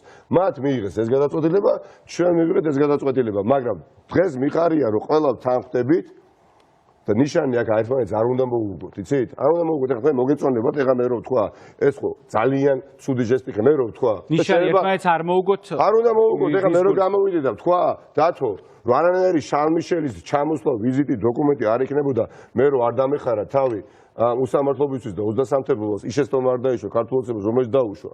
აი ეს ეხლა ნორმალ ხო წარმოჩინდები კარგად. მარტივად გეუბნებით, რომ შარლ-მიშელის დოკუმენტზე იყო ერთი წუთით ეხლა თავი დავაჭერეთ, როგორ როდესაც გირაოს გადახდას ხტოვენ მეორეჯერ, რომელიც გადახდილი გაქვს და უპრეცედენტო შემთხვევა არის. იყო და დღესაც უპრეცედენტო აღარ მინდა ამაზე საუბარი, დღესაც რაც გააკეთეს. უბრალოდ არ დაუხარე თავი, დიახაც. არ დაუხარე თავი. არ დიახაც, რა თქმა უნდა. რა თქმა უნდა. როდესაც გაყალბებული არჩევნების შემდეგ, დიახაც მოვიხსენე უსამართლობის სიმბოლო. ის რომ ქართულმა ოცნებამ შარლ-მიშელის დოკუმენტის ანულირება გამოაცხადა, ამაში თქვენს პასუხისმგებლობას ქართულმა ოცნებამ ისიც თქვა ნაციონალურ მოძრაობას გულს არ ხედავ არა დათო რო ხედავ და გეტყოდით რა სალომე სამადაშვილი რომელიც თქვენ ახსენეთ მან თქვა თქვენის ნებართვით მოვიყვან ციტატას ნაციონალურმა მოძრაობამ პირდაპირ შეუწყო ხელი ამ პროცესს ფაქტობრივად ჩვენ ხედავთ რომ დღეს ორი პოლიტიკური ძალა ნაციონალური მოძრაობა და ქართული ოცნება ქვეყანას მიაქანებს კატასტროფისკენ როდესაც ქართული ოცნება ნაციონალურ მოძრაობას იყენებს საბაბი არ უნდა მისცეს შენს მოწინააღმდეგეს იმისათვის რომ ქვეყანა წაიყვანოს კატასტროფისკენ რა თქვა ხა პატივცემ ის მოსაზრებას აი არ უნდა გვაინტერესებდეს ვინ რა განცხადებას აკეთებს არ ვეთანხმები არც ერთი პროცენტით ამ განცხადებას ტოლობის ნიშანს ოდესაც swam პარტნიორების განცხადებებს ბატონიკა არც პარტნიორების განცხადებებს სალომეზე მეკითხები ხო ნებისმიერ პოლიტიკურ ოპოზიციურ პარტიასა და ქართულ ოცნებას შორის ტოლობის ნიშანი რო ისმევა ნუ აქ უნდა დავამთავროთ წერტილი მორჩა აღარ რაზეა მსჯელობა ყველას აქვს თავისი პოზიციის დაფიქსირების უფლება ეს არის და ეს. როდესაც უცხოელი პარტნიორები აკრიტიკებდნენ ოცნებას, თქვენი პარტია, თქვენი გუნდი ამ კრიტიკას უერთდებოდა. მაგრამ როდესაც თქვენს პარტიას მოუწოდებდნენ რომ დოკუმენტისთვის ხელი მოეწერათ, არ ითვალისწინებთ. ამ შემთხვევაში, როგორ ფიქრობთ? ორმაგ სტანდარტებთან ხომ არ გვქონდა? განსხვავება არის ვებერთევა. უდიდესი ჩვენ როდესაც კრიტიკას თავადაც არ მორიდები ხარ ბატონიკა შეგახსენებთ ამერიკის საელჩოს რაც უთხარით 1 დეკემბერს როგორ უთხრა ჩემს ამომრჩევლს რომ ამერიკის შეერთებული შტატების ელჩი ამ ქვეყანაში არის დემოკრატიის სადარაჯოზე როცა მაკლია კაფიო ხმა რომელსაც მისგან უნდა ვიგებ ბატონო ხო მაყალდა ნამდვილად მაგდამ კაფიო ხმა რატო ეს გასაკვირი ანუ მოწოდება არ უნდა ყოფილიყო რომ ხელი მოაწერეთ აი დამასრულებით თუ შეიძლება უბრალოდ დამასრულებინეთ და დავასრულებ ნახეთ დათო უდიდესი განსხვავებაა აი თქვენ თქვით ხო როდესაც ესე იგი პარტნიორები თქვენ მოგიწოდებენ არ მოგწონთ და როდესაც ქართულ ოცნებას მოუწოდებენ მოგწონთ ორმაგ სტანდარტს ხომ არ აქვს ადგილი ხო თქვენ დამშვიდეთ უდიდესი განსხვავება არის ჩვენ პარტნიორებს როდესაც ვესაუბრებით და იყო საკითხები მათ შორის მე კერძო საუბრებშიც საკითხები რომელსაც არ ვეთანხმებოდი რატომ არ ვეთანხმებოდი იცი მე ჯეროდა რომ ცალკეული გადადგმული ნაბიჯები გააძლიერებდა რეჟიმს რომელიც ქვეყანას სახელმწიფოს მიათრებს უკან წარსულისკენ დიახაც აი ეს განსხვავება და როდესაც ქართული ოცნება ესხმის თავს დასავლელ პარტნიორებს ამ ყველაფრის უკან რადებს რა იმალება დაუოკებელი სურვილი გამოვიდნენ დასავლური სივრციდან და დასავლური ფასოლობები და ღირებულებები ჭრდილში მოაქციონ. უდიდესი განსხვავებაა, ხო? მე ვფიქრობ აქ საკმაოდ არაფერი არ არის. ევროპელი და ამერიკელი პარტნიორის მედიაციით შექმნილ დოკუმენტს ეუნება. ყველაზე დიდი ოპოზიციური პარტია ხელმოწერაზე უარს და აწერს ბოლოს მას შემდეგ რაც ანულირება ეს პარტიისემა არის თქვენი არ ვამაყო აბსოლუტურად რა თქმა უნდა პარტნიორობა რას ნიშნავს ეხლა პარტნიორობა რას ნიშნავს საუბარს დისკუსიას და ვეუბნებოდით მეც მათ შორის რომ არ გააკეთებს ოლიგარქი ივანიშვილი, არ გაატარებს სასამართლო რეფორმას, არ გაატარებს შესაბამის რეფორმებს, ხო? დაახეთ ახლა გუშინ წინ შესაბამისი წესით გენერალ პროკურორი აღარ აირჩევა, ხო? საარჩევნო სისტემასთან დაკავშირებით ნახოთ ეხლა რა სიზამს. აგერ ამინისტრის გამოთან დაკავშირებით ნახეთ რა სიზამს. სამწუხაროდ აღმოჩნდით მართლები სამწუხაროდ კიდევ ერთხელ გეუბნებით. ამაზე გქონდა საუბარი, მაგრამ შედეგად რა მივიღეთ? რომ ყველა ჩვენი სახელმწიფო საერთაშორისო პარტნიორი დღეს დარწმუნებულია იმაში, რაშიც ვიყავით ჩვენ დარწმუნებული. და ღიად მოუწოდებენ იმას. ძალიან მიხარია, არ დაგიმალავ, ღიად მოუწოდებენ იმას. რაზეც გქონდა მე პირადად საუბარი ჩვენ მეგობრებს დისკუსია ჩვენს პარტნიორებთან, რომ ეს დღე ათენდებოდა, ეს დღე მოვიდოდა, მაგრამ წასულზე საუბარს აღაზრი აქვს. დღეს გვაქვს მოცემულობა, სადაც გამოდის ქართული ოცნების სხვადასხვა ლიდერი და ამბობს, რომ სასამართლო რეფორმას იმიტომ არ გავატარებ, ვინაიდან და რადგანაც ევროკავშირს სურს აკონტროლოს სასამართლო სისტემა. ძალიან მნიშვნელოვან რაღაცას ვამბობ, თუ შეიძლება, სად მივედით? დაასრულეთ. სასამართლო სისტემის გაკონტროლება სურს ევროკავშირსო. ეს განცხადებები გაკეთდა ქართული ოცნების მიერ. ამიტომ მეგობრებო, კითხვის ნიშანი აღარსად არც ერთ ჩვენს სტრატეგიული პარტნიორის დედაქალაქში აღარ ისმევა ვინ არის ქართული ოცნება, არათუ მე მგონი ნამდვილად გეუბნები. სიტყვა დარწმუნებით ახსენეთ, თქვენი პარტიის წევრები, თქვენი გუნდი, თქვენს დარწმუნებით აკეთებდა განცხადებებს, რომ არ შევიდოდა უმაღლეს საკანონმდებლო ორგანოში, ვინაიდან ის იყო არალეგიტიმური პარლამენტი. 2020 წლის არჩევნების ლეგიტიმაციას არ აღიარებდით, ტოტალურად გაყალბებულს ეძახდით ამ არჩევნებს, თუმცა პარტია ჩემთვის ძალიან ადვილია ამ კითხვაზე პასუხი შევიდა პარლამენტში და ეუთოოდირის დასკვნასაც გაგახსენებთ, რომ მიუხედავად დარღვევებისა, რომელიც დაფიქსირდა არჩევნებზე, ამ დარღვევებს არ შეიძლება ზეგავლენა მოეხდინა არჩევნების ძირითად შედეგებს. გასაგებია, მიყვეთ. ძალიან ადვილია ჩემთვის ამ კითხვაზე პასუხის გაცემა, რატომ? იცით, იმიტომ რომ ამ პერიპეტიების ეპიცენტრში ვიყავი და განცხადებები ანუ საკონსულტო განცხადებები, როდესაც გადაწყვეტილებას ვიღებდით, ჩემს მიერ კეთდებოდა, ხო რა თქმა უნდა, მეგობრებთან შეთანხმებით. ზუსტად მახსოვს, რატომ მივიღეთ ეს გადაწყვეტილება პარლამენტში შესვლის თაობაზე.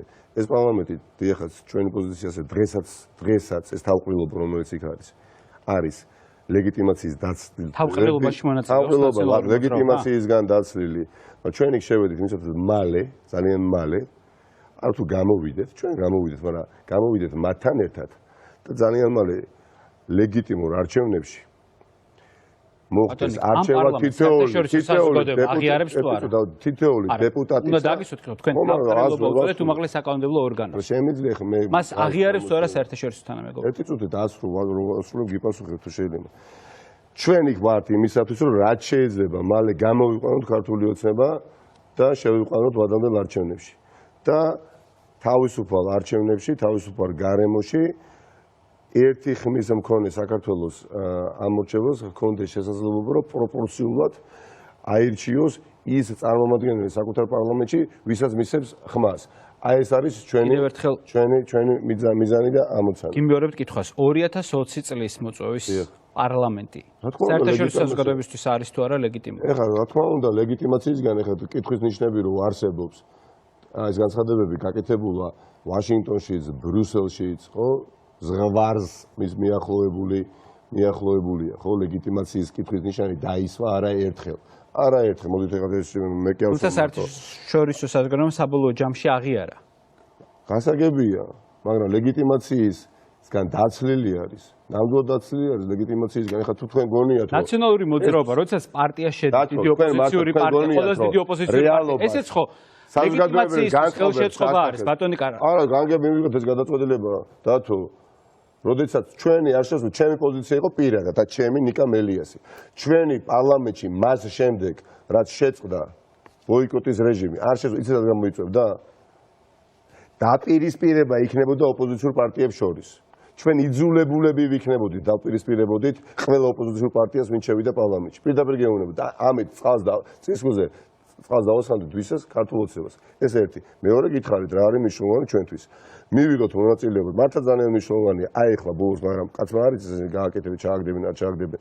პროპორციულ საარჩევნო სისტემაზე გადასვლის პროცესში ერთადერთი პროცესია, რომელშიც მონაწილეობას მიიღებს ნაციონალური მოძრაობა. მე პირადად ეს პარლამენტი დავტოვე.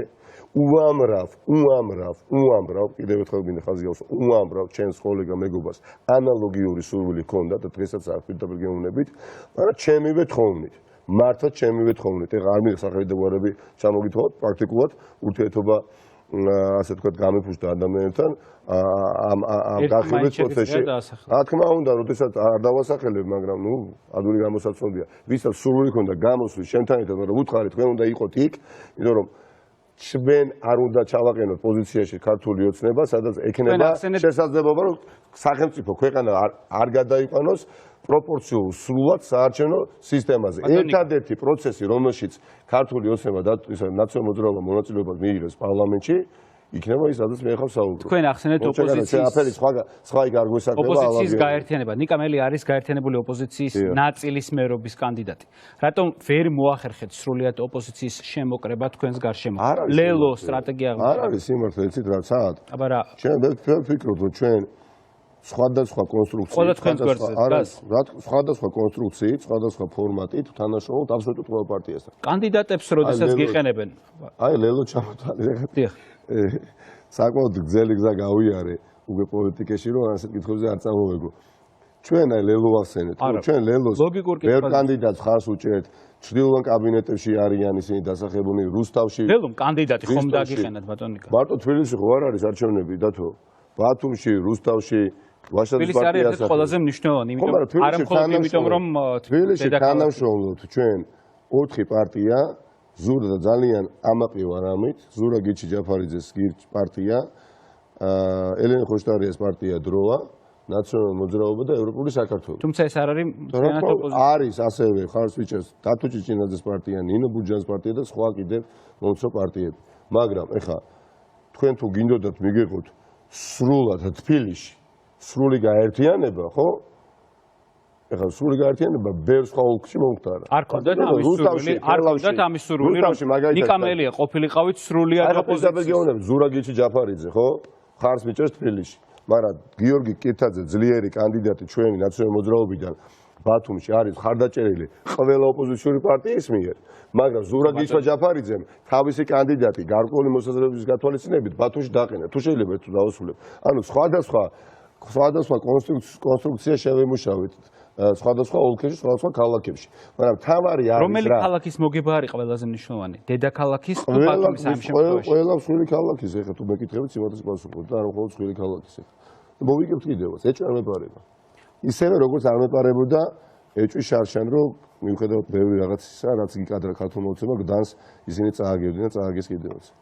რადგანაც თქვენ ამბობთ, რომ მოიგებთ აირაის კვლევის მიხედვით პარტია, რომელსაც არც ერთ შემთხვევაში ხმას არ მისცემენ, ყველაზე დიდი პროცენტი, 30%-ზეა საუბარი, მოდის თქვენს პოლიტიკურ გუნდზე. და არა მოხვდეთ ხელისუფლებაზე, რომელიც 24%-ია. ეს ხომ არ არის მიზეზი იმისა, რომ მთლიანად ოპოზიციის აი იმ ნაწილის, რომელიც თქვენს გვერდით არ დგას, მათი შემოკრება ვერ მოახერხეთ. ყველა დგას და ვინ არ დგას. მოდით ესე დავსვათ. დრო ხო გვაქვს სულ მგონია რომ გეჩქარებათ და ნახეთ. მითხარით ერთი პოლიტიკური პარტია გაერთიანება ვინც დგას ქართული ოცნების გვერდით. ვერ მეტყვით დრო არ დავხარჯოთ, არ არსებობს. მე გეტყვით ყველა ოპოზიციური პარტია, ეხლა ბატონ გახარიას პარტიას არც ვის არ ერთი რამეშოლობა, ხო შეიძლება თანამშრომლობდე ან დასავლელ პარტნიორთან, ან არასამთავრობო ორგანიზაციასთან, ან პოლიტიკურ ოპოზიციურ პარტიებთან, ან ისე ისინი ამბობენ რომ მათ არ ჭირდებათ გაერთიანება. კარგით ეხლა როგორ არ ჭირდება იყო დრო. მე მათ განცხადებებს სხვა. არც ერთი პარტია არ თანაშრომლობს. არ არსებობს პარტია, რომელთანაც არ თანაშრომლობს ნაციონალური მოძრაობა და არ თანაშრომლობს ნაციონალურ მოძრაობასთან, რომელიმე ცალ. მითხარით ერთი პარტია, მაშინ კანდიდატები რატომ დაგიგებთ? გეუბნებით ისა, აი მაგალითად თქვენ იგივენაირად ეხლა შეგიძლიათ მაგალითად ზურა გირჩ ჯაფარიძეს კითხვა დაუსვათ, ბათუმში რატო დაუყენა კანდიდატი გიორგი კირთაძეს და ნიკა მელიას რატო არ დაუყენა? თქვენ ამბობთ რომ თანამშრომლობთ ყველა ოპოზიციურ პარტიასთან. აბსოლუტურად ყველასთან. პარტია საქართველოსთვის. გიორგი გახარიას პარტიასთან, არა? არა, ხო ვახსენე ბატონ გიორგისთან, არა.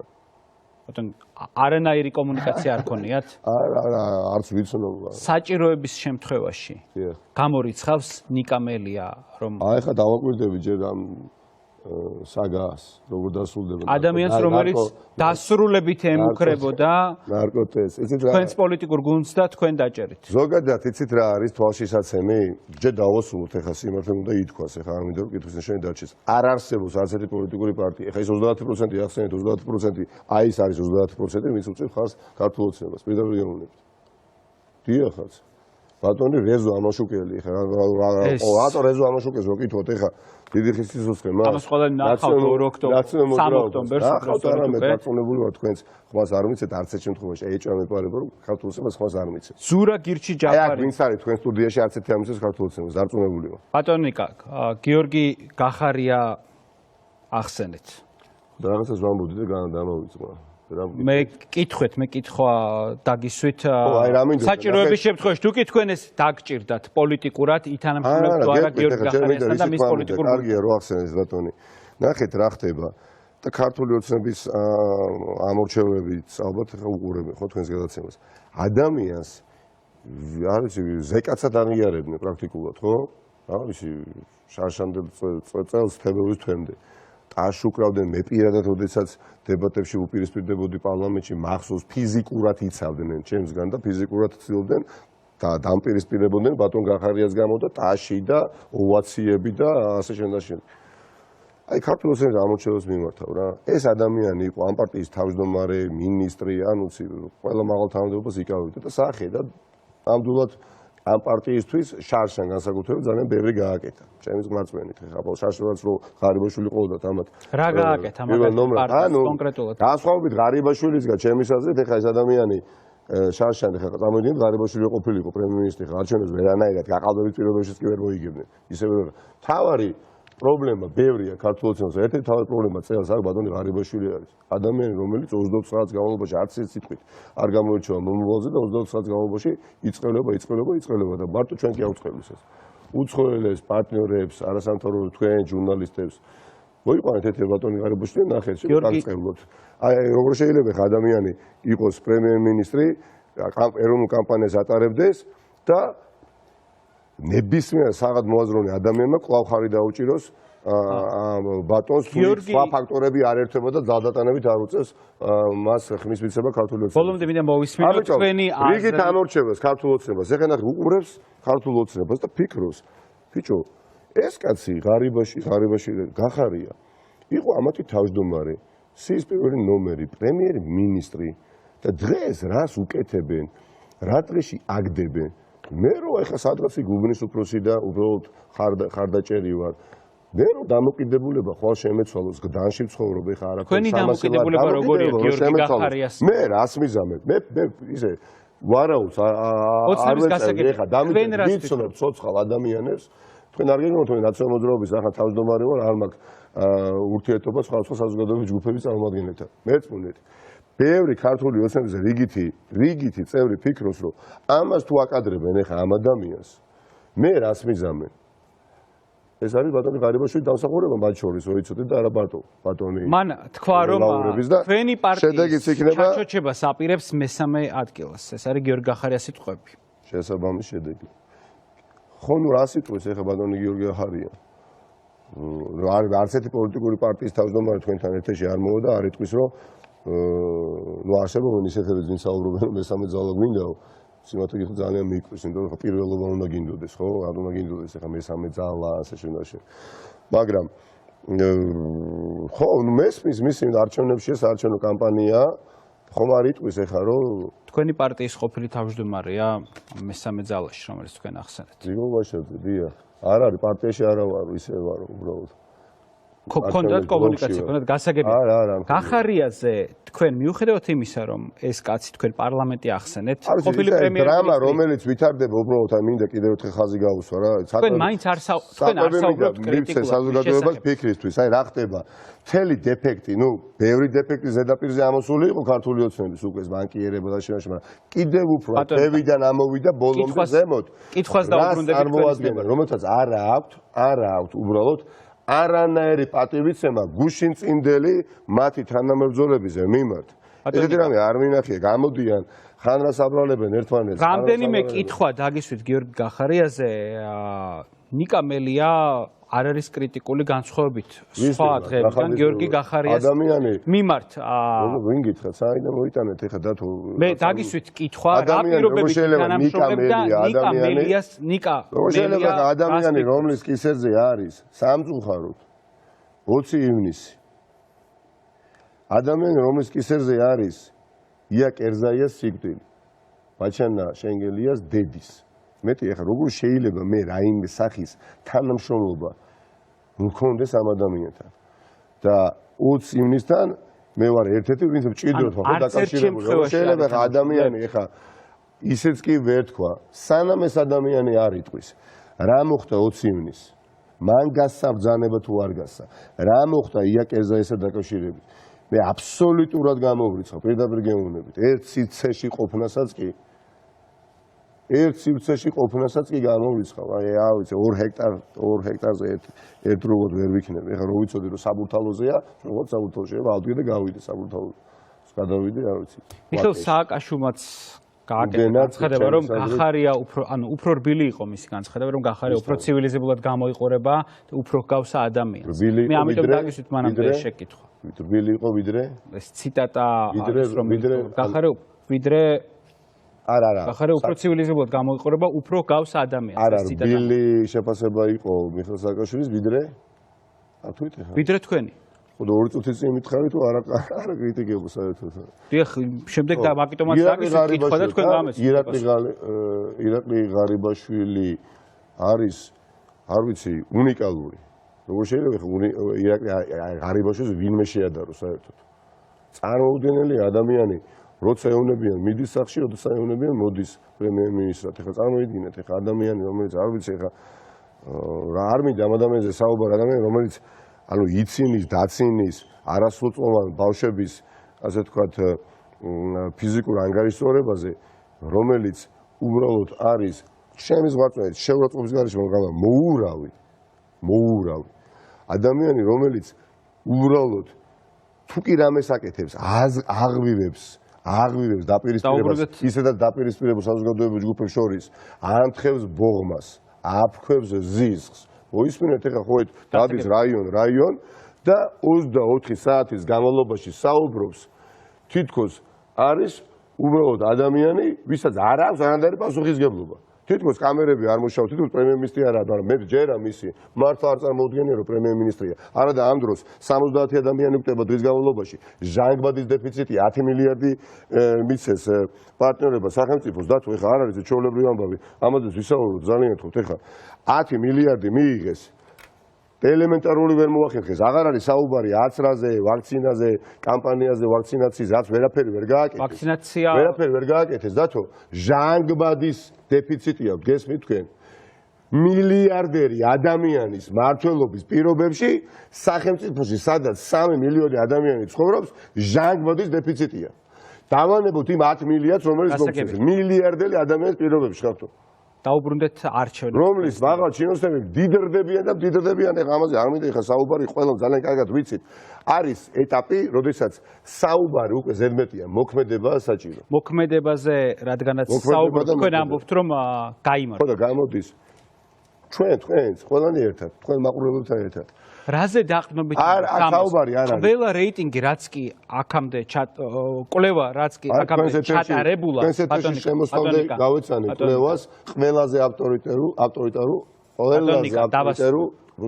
ყველაზე მაღალი კვალიფიკაციის მქონე კვლევითი ორგანიზაცია ედისონის კვლევას, აი ხო სანამ შემოვიდოდი, არც ვიცოდი სიმართლე რომ სანგოში ვიყავით.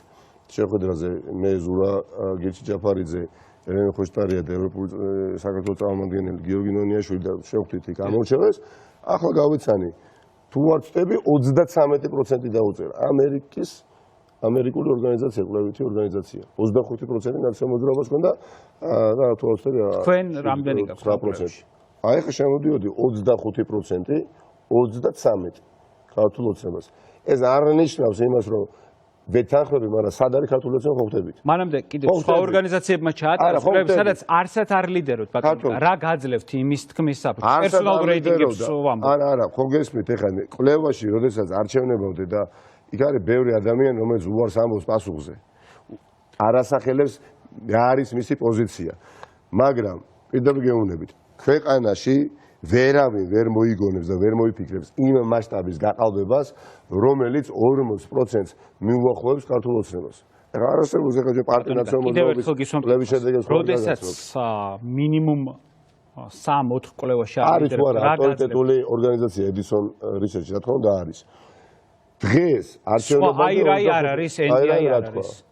არ ლიდერობთ თქვენ აი პერსონალური რეიტინგი რა შუაში გაგიდე პერსონალური რეიტინგებში ადამიანები მინახ ეს არ კონვერტირდება რეალურ პოლიტიკურ რეიტინგებში დამიჯერეთ და ბევრი პოლიტიკოსი შემიძლია ჩამოგითვალოთ ვინც მუდმივად ანუ შეიძლება გახარიას კონვერტაციაც ვერ ვიხილოთ ხმებში ის ხდება ამ რეიტინგებში არ ვიცი ახლა თქვენ ისე მესაუბრეთ თუ კი ვინმე საათ მიუღებლობა გახარიასთან ძალიან მიყვარს მეგობრებო არა თქვენ პოლიტიკოსი მე კითხვას ვისვამთ როგორც პოლიტიკოს რომელსაც გაქვთ საარჩევნო აღარ მინდა არც ერთ საქართველოს მოქალაქეს მართლა გეუნდა არა ის ჩემი ამოცანა და მიზანი რომ თათხო და ვაკრიტიკო არა თორე თუ თქვენ წინაშე დგას ახლა ზიის უბრალოდ ადამიანი თუ კი ვინმეს აქვს მიუღებლობა ბატონ გახარიასთან ვარ მე პერსონალურად პირდაპირ გეუბნებით ცოტა მიიკვირს ახლა ამ კითხვის მომისვათ მე ის კალაძე ხო არა ვარ ახლა გუშინ ორი ადამიანი წარმოვიდგინეთ აქაც ჩანს ის მორალური სახე ჩემის აზრით აი მორალური დაცემის მაგალითია ჩემთვის რა მნიშვნელობა ვინ არის ერთი ან მეორე მე რო თქვენთან ახლა სახში მოვიდე და შეხვედრა ვთხოვოთ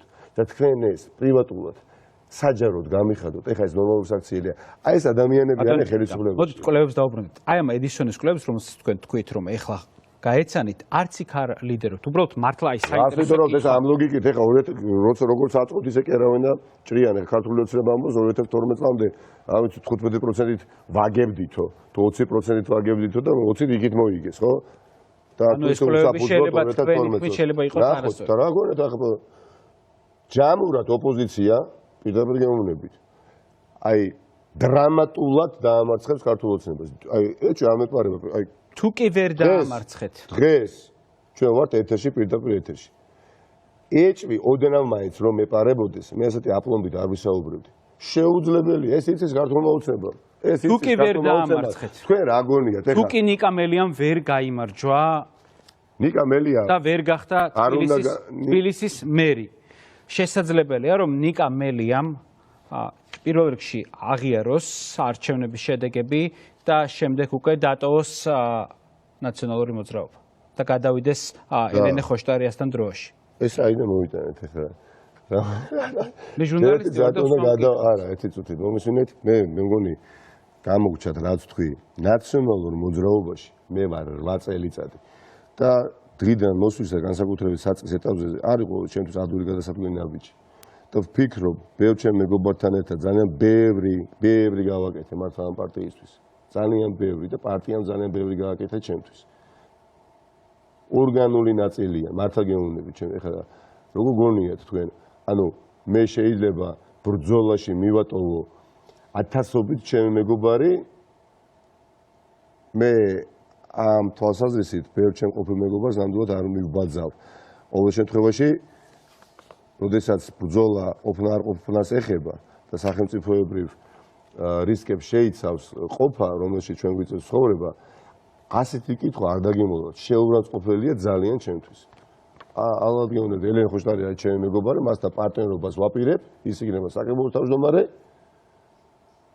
გამარჯვების შემდეგ და მე იმ ქალაქის მერი, რომელშიც დაინახავს ყველა პარტიის ამორჩეველი მერს და არა პარტიის თავმჯდომარეს, პირდაპირ გეუბნები რა. და თუ პირდაპირ გეუბნებით. მე არ მინდა იმ ქალაქის მერი ვიყო, რომელსაც თუნდაც ქართული ოცნების ამორჩეველი, ახლა ხმას რომ იცევს, ან გახარიას ბატონი ამორჩეველი, ვერ დამინახავს მე როგორც მერს თბილისის. ვერ დამინახავს როგორც პირუთვნეს, როგორც მიუკერძოებას. არ მინდა პირდაპირ გეუბნები, ჩემთვის თბილისი გაცილებით მეტია, არ დაგიმოვოთ გულახდილოთ ვიდრე პოლიტიკა. მეტიც მე მგონია, რომ თბილისის არჩეული მერი მართლა თქვი და გავიმეორებ ერთად. არ უნდა იკავებდეს მთავარ პარტიულ თანამდებობას პარტიაში. იმიტომ გინდა არ გინდა შეხტები სუბიექტის პარტიას დავტოვოთ. თუ სწორად გავიგე, პარტიას არ დატოვეთ, მაგრამ პარტიაში არ გექნებათ არც ერთ თანამდებობა? არ არის სწორი, პირდაპირ ასე მჯერა და ეს ვთქვი, დიახ, არ შეიძლება შენ ერთის მხრივ ატარებდე პარტიულ თათბირს როგორც პარტიის თავმჯდომარე და მეორეს მხრივ პარალელურად ქალაქის მთავრობის სხდომას.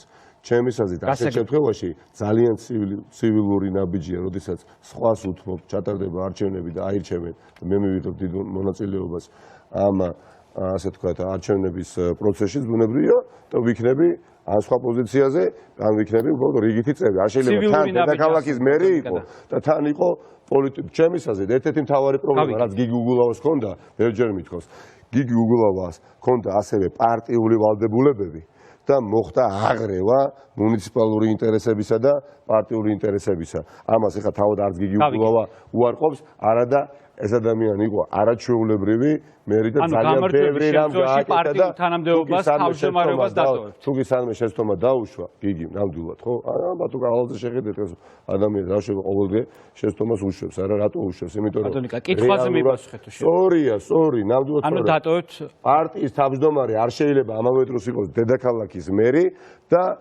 დღის განმავლობაში ატარებდეს თათბირს პარტიაში, როგორც თავმჯდომარე და ატარებდეს თათბირს ქალაქის გავიგე. მთავრობის სხდომაზე. ცივილური ნაბიჯი ახსენეთ. დიახ. გამარჯვების შემთხვევაში, კახიკალაძის გამარჯვების შემთხვევაში, ნიკა მელია მიულოცავს მას გამარჯვებას.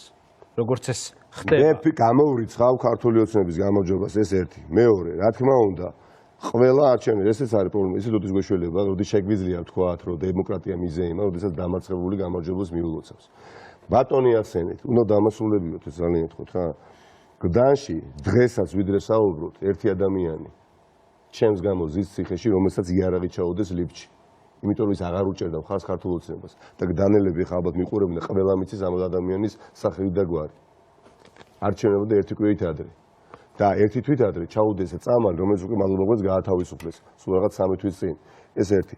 ჩვენ ვსაუბრობთ ადამიანზე, რომლის მეშვეობითაც მოხდა მისივე ძმაკაცის, ლევან კობიაშვილის არჩევა და რა გზით წამალი ჩაუდეს ერთ-ერთი მოწინააღმდეგის, ასე ვთქვათ, დელეგატს, რატო ასე ვთქვათ, რეალურად ჩაუდეს, ნარკოტიკი ჩაუდეს. არ გახსოვთ ხოლმე? ამ ადამიანზე ვსაუბრობთ. იმ ადამიანზე ვსაუბრობთ, რომელმაც უბნები იარაღით დამირბია. თქვენ ხო არ გონიათ 2020 წელს შარშან გლდანში მე კონკურენტად ლევან კობიაშვილი მყავდა. ხო არ გონიათ? პირდაპირ იყო კალაძე. ეს ის რაიონია, სადაც ბიძინე ივანიშვილიც კი მოიყვანეს 2 დღით ადრე. ამიტომ ეხა ადამიანისგან, რომელიც მზად არის და შეუძლია ნარკოტიკი ჩაადებიოს სხვადასხვა ადამიანებისთვის, იმიტომ რომ ოპონენტი დაასუსტოს, ძალიან რთულია. ძალიან რთულია. ძალიან რთულია ელოდო ჯენტლმენულ ნაბიჯებს. პირდაპირ გეუბნები მისი მხრიდან, მაგრამ რაც არ უნდა იკადროს, რაც არ უნდა გააკეთოს, რა ნარკოტიკებიც და რა იარაღებიც არ უნდა ჩაუდოს, კახა კალაძემ. თავისივე დავალებით. ბატონიკა, ეს არის სერიოზული ბრალდება. ბრალდება როგორც ცოცხალი ადამიანი ზის ციხეში ხა კალაძემ გააკეთა ეს. აბა ვინ გააკეთა, ვინ დაარბია, აბა ვინ გავიდა, ლევან კობიაშვილი დამირბია, ეხა უბანით, როგორ ფიქრობთ ეხა იქ. აბა როგორ და ის იყო თქვენი კონკურენტი. ვინ ლევან კობიაშვილი არც ფეხბურთის ფედერაციაშია, არც ეს საკეთკივრილია საერთოდ, არც პარლამენტშია და არც მაჟორიტარია. ეს ამ საკითხს უნდა შევეხოთ. კაც აქვს ადამიანი სამი სამსახური, ერთი პარლამენტარია კობიაშვილი უნდა დაუსვა. მეორე მოქმედი მაჟორიტარი დეპუტატი და მაჟორიტარი დეპუტატობა მართლაც სავალდებულებო და სხვა სამსახურია და ფეხბურთის ფედერაციის პრეზიდენტია. და ვინმეს კიდევ უკვირს ფეხბურთის წარმატება სანამ რომ გაგვიხდა 300 მილიონი ლარი იხარჯება დათო ფეხბურთში. პირდაპირ გეუბნებით, მე ამაზე არ ვსაუბრობდი. არ ვსაუბრობდი. ქართული ფეხბურთის წარმატება მხოლოდ კობიაშვილის. გავიგე 300 მილიონი როდესაც იხარჯება, ნაცვლად 20 მილიონისა, რომელიც იხარჯებოდა 8 წელიწად წარმატება არ უნდა კონდეთ. არა, როგორ გეკადრებათ? არა, როგორ ძალიან მნიშვნელოვანია. ამ ხელა ფული, ამოდენობის ფული 300 როგორ გეუბნებით, ხო და წარმატება ნიშანწყალიც არ არის, ეხლა როგორ გეკადრებათ 2012 წლიდან ერთი თამაში ვერ მოიგებს სოფლიო ჩემპიონატის შესაძლო ტურნირში, ერთი თამაში. 2012 წლიდან ახსენეთ, მანამდე იგებდა საქართველოს. ერთი თამაში ვერ მოიგებს, თუ გეუბნებით, თუ 2011 წლიდან. ერთ ბოლო თამაში სოფლიო ჩემპიონატის შესაძლო. ამ შემთხვევაში არჩევნებზე ვსაუბრობ. არა, არჩევნები 300 მილიონი ხო არ გონია თქვენ იქ მიზანმიმართულად იხარჯება და თუ რას ველაპარაკებით. 60 მილიონი ლარი რო გააქვო კახა კალაძემ ავტობუსების ერთი ტენდერიდან. ამ 60 მილიონი ლარით 80 ავტობუსი იყიდიდი დღეს შენ აქ თბილისში. მარტო გეუბნებით 100 ავტობუსით მინიმუმ ნაკლებობა გაქვს დღეს თბილისში, იმიტომაც არის მდგომარეობაც გვაქვს. აკლია უბრალოდ ქალაქს 100 ავტობუსი. ეს 60 მილიონი საწავი. ამ დროს ოპოზიცია რას აკეთებთ? აი ამდენი პრობლემა ჩამოთვალეთ. აი როგორ რიტორიკული და ხელოვნური. რიტორიკული, არა, რატო არის? საწამიყვანეთ, რაზე მასაუბრეთ? ეს თუ გაინტერესებდათ, ეხა ბოლოში, ეხა მე უნდა მითხრათ, უნდა მოვცეთ 20 წუთი ვისაუბროთ. არა, 20 წუთი. აბა როგორ ეხა რას აკეთებდო და ეხა ხო დამისვი. ეხა გეტყვი საათ ნახევარია ეთერში ხართ. და მაშინ რას მეკითხებოდით რა ყობახიძეზე და იმაზე ბატონ გახარიაზე, თუ გახარდა გაინტერესებს. ყობახიძეზე კიდევ ერთი კითხვა. აი კიდე ყობახიძეო. 7 სექტემბერს. არა, ეს აუცილებლად უნდა დავსვეს კითხვა. აუცილებლად უნდა დავსვეს. ეს კითხვა ისე ვერ ჩააფინეთ ისე როგორც. ბატონიკა ასაკეთებს ოპოზიცია არ გამოვიდა. ბატონიკა, კარგით, ეს თქვენი შეფასება. არა, როგორ ასაკეთებს, იბრძვის ოპოზიცია, ისე როგორც თქვენი იბრძვის დარწმუნებული. ოპოზიცია თითქმის არ არის წარმოდგენილი გარე რეკლამის თვალსაზრისით, მგონია რომ იმ თავითვე მაგიციან რომ არჩევნები აქვთ წაგებული პირწმინდად. 48%-ის გამეორება და უკეთესი შედეგის დადებაც ეს არის ძალიან რეალური ჩვენთვის ამ არჩევნებში. შესაბამისად, ისინი ემზადებიან არა 2 ოქტომბრისთვის, არამედ 3 ოქტომბრისთვის იმისათვის, რომ სცადონ იმ უბედური სცენარის განხორციელება, რითაც დაღალეს საზოგადოება. ესე იგი, ბილბორდები არა აქვს ოპოზიციას და ბატონი კობახიძე ამბობს, რომ 3 ოქტომბერს უმიზნებს. ესე იგი, შარშან რო ბილბორდები მქონდა, იგივე სასაუბრობდა? არა, ლოგიკა დავიჭიროთ ეცუთი. შარშან მქონდა ყველგან ბილბორდები. იგივე საუბრობდა. კამპანია. ეს არ გვაქვს. რა კამპანია? აქტიურია ეხლა თქვენი კამპანია შარშანელის. თუნდაც შედარება რომ გავაკეთოთ. კი ბატონო, და იხილავთ ბოლოს ამ კვირაში კამპანია უნდა იყოს მზარდი. დღეს თბილისში დავიწყეთ ძალიან აქტიური კამპანია და არც ერთი დღე არ იქნება პასიური, თუ კი ამას თქვენ პასიურად აღიქვამდით მანამდე. რაც შეიძლება ეხლა ბილბორდებს, ეხლა ვინ საუბრობს ბილბორდები არ აქვს, ან რა მუსით უნდა გააკრა ოპოზიციამ ბილბორდი. 10 მილიონ ლარს ხარჯავს მარტო კახიკალაძე ბილბორდებში თბილისში. 30 მილიონს ხარჯავენ მთელი ქვეყნის მასშტაბით, რა თქმა უნდა უხერხულია ჟანგბადი არ აქვს. სამავტყოფოში ეხლა რომ მოხვდე და რომ მოხვდეთ და ხვდებიან ჩვენი მეზობლები ნათესავები, ჟანგბადი არ აქვს. და 30 მილიონს ხარჯავენ მარტო თვეში იმაში ბილბორდებში, ხახდო. ეს ადამიანი გამოდის რაღაც კითხვას სვამს. აქ რიტორიკოს მელია ბილბორდი თუ არ არის თბილისში, მელია ემზადება რევოლუციისთვის 3 ოქტომბერს, ხო? ამას ამბობს. მე თუ სწორად გავიგე, აქ იყო საუბარი რომ თანხებს ზოგავს პარტია, რომ სხვა მიმართულებით გამოიყენოს ეს თანხები. თითეული დაზოგილი თეთრი არის გამომუშავებული თეთრი. ბატონიკა, მაშინ ესე დაგისვამთ კითხვა. კარგით, ეხლა კობახიძეზე ვერ ვისაუბრებ. თუ კი არა, კობახიძეზე არ გისვამთ. ეს თუ კი საერთაშორისო საზოგადოებამ სადამკვირვებლო მისიებმა აღიარეს ეს არჩევნები, თქვენი პარტია, ოპოზიცია, რა თქმა უნდა, ვიცი რაც კითხვაც უნდა დამისვათ. მე გეკითხებით, ქართული ოცნებას უნდა შესწევდეს უნარი და პრაქტიკულად ის შეგუებულია, რომ 2 ოქტომბერს რეფერენდუმში ის დამარცხება. შეგუებულია მერწმუნდით. შეგუებულია. 2012 წელს ნაციონალური მოძრაობის ნებისმიერ ლიდერისთვის ორი დღით ადრე რო გეკითხა, ვიგებთო გეტყვი. ეს ჩვეულებრივი პოლიტექნოლოგია. არც ერთი კობახიძე და არც ერთი ღარიბაშვილი და არც ერთი კალაძე. ვიგებთ გვესმის მუდმივად ოპოზიციის განსხვავება. ჯამროდი, ბოლო შარშანიძე განსხვავებით, იცით რა თვისობრივი განსხვავებაა? შარშან ოპოზიცია ერთმანეთს მართლა ღია თუ პირისპირდებოდა. და რატომ მოვიგე გდანი? ხوار გონიათ იქ მართლაც მთელი ოპოზიცია მიჭერდა მხარს. ჩემს გარდა იყო 16 კანდიდატი ოპოზიციური. მაგრამ ძირითადი პარტიები გავერთიანდით. ლელო მაშინაც არ მიჭერდა ხარს გდანში, მაგრამ მაინც მოვიგე. ერთი წუთით. მაგრამ დღეს ლელოსთან მაგ პარტიული ურთიერთობა და ზუსტად ვიცი რომ მას ის უნდა, რაც მე მინდა. რომ ქვეყანა განვითარდეს და წარმატებას ვუსურვებ. მართლაც მინდა რომ პატარა ეს მომცრო პარტიები განვითარდნენ. მართლა გეუბნებით. იმიტომ შემდეგ ხელისუფლება ყოველ ვარიანტში იქნება კოალიციური მმართველობა იქნება და მინდა რომ ახლადშობილი პარტიები არასრულებდნენ საკუთარ არსებობას ცალკე აღებულ ერთ არჩევნებზე. ძალიან ცოტა დრო დაგვრჩა და მინდა რომ 4 მთავარი დაპირება თქვათ, რომელსაც პირდაპირ დედაქალაქი გაწევს. ამდენი გვაქვს დრო. ძალიან ცოტა. ნუ აი რა არის? საათნახევარი უკვე. ხო, მაგრამ გავიგე, ახლა ხომ უნდა გავთვალო. 5 წუთი. ხო. პირველ რიგში, მადლობა. პირველ რიგში 2 ოქტომბერს ქართული ოცნება უნდა დამარცხეს რეფერენდუმში. ეს არის ძალიან მნიშვნელოვანი თბილისელებისთვის. პირდაპირ გეუბნებით, პირდაპირ კავშირში არის. ყველაფერთან დაკავშირებით. ქართული ოცნების ხელისუფლებაში ყოფნა არის წყარო ყველა მანკიერებისა. ამაზე შევთანხმდით და ეს უნდა მოხდეს 2 ოქტომბერს რეფერენდუმში. ამის შემდეგ ყველა მიმართულება, რომელიც საჭიროებს გაუმჯობესებას და მე ჩამოთვალოთ, რაც ის საშუალებასაც დრო იძლევა. პირველი, მერიის მართვის სისტემა უნდა გაუმჯობესდეს და მერია უნდა გათავისუფლდეს კორუფციისგან. მერიის გათავისუფლებას კორუფციისგან, როდესაც ვეხები გულისხმობ ენით აღუწერელ კორუფციას და აგერ ზემოთ ვახსენე 60 მილიონიანი ერთი ტენდერი, საიდანაც უბრალოდ ვითომ არაფერი მოიპარა ადამიანმა 80 ავტობუსი პირდაპირ გეუბნებით, არა 60 მილიონი ლარი ძალიან ბევრ რამეს გააკეთებდა, ძალიან ბევრ რამეს ქალაქში. მილიარდ 200 მილიონი არის ლარი ბიუჯეტი დედაქალაქის მერიის, ხო?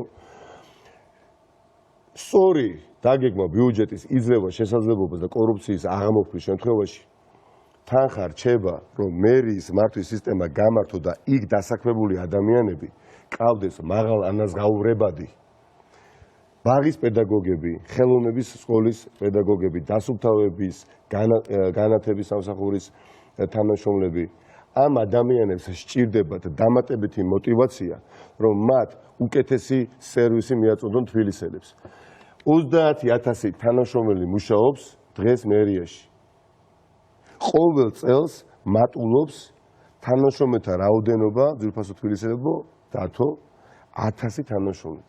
უკანასკნელი წლების განმავლობაში 8,000 თანამშრომლით არის მატება. თუ კი ვინმე მეტყვის ახლა მე, რომ 8,000 თანამშრომლით გაზრდა საშტატო რიცხოვნობის გახდა აუცილებელი, იმიტომ რომ 8-ჯერ მეტი საქმე კეთებან თუნდაც 3-ჯერ თბილისში. მოდით ეს რიტორიკულ კითხვა და დავტოვოთ.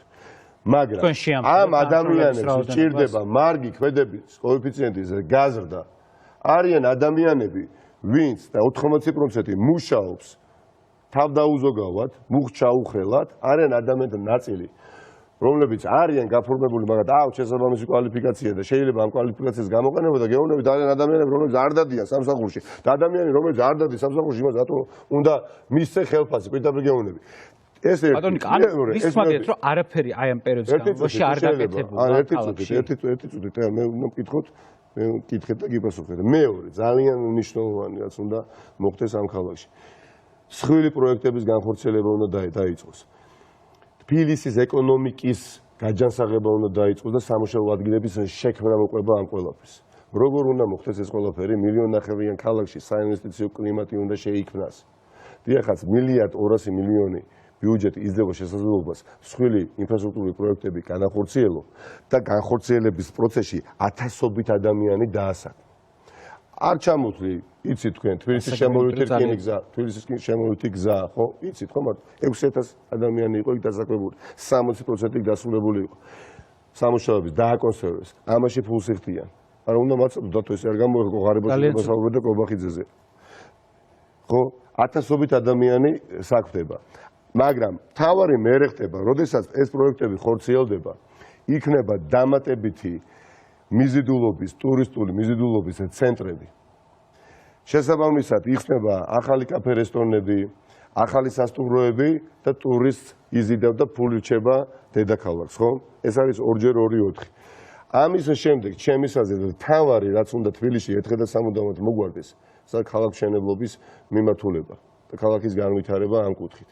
ჩვენ 2019 წელს ზარზეიმით გვაცნობეს დათო, რომ მივიღეთ არაჩვეულებრივი თბილისის განვითარების გეგმა და მართლაც რო შეხედო, მართლაც არაჩვეულებრივი იყო, იმიტომ რომ მოიწვიეს უცხოელი ექსპერტები, ადგილობრივი ექსპერტები დაახმარეს და გამოაცხეს მატერიალური სახით არაჩვეულებრივი დოკუმენტი და თბილისელმა ჩათვალა, რომ ამოვისურვეთ გვეშველა სკვერში აღარ შენდება კორპუსი. 2019 წლის შემდეგ თბილისის საკრებულოში 100-მდე ცვლილება შევიდა ამ 2019 წლის მოწონებულ გენერალურ გეგმაში. და რატომ იცით? და რა არის პანაცეა და რა იქნება?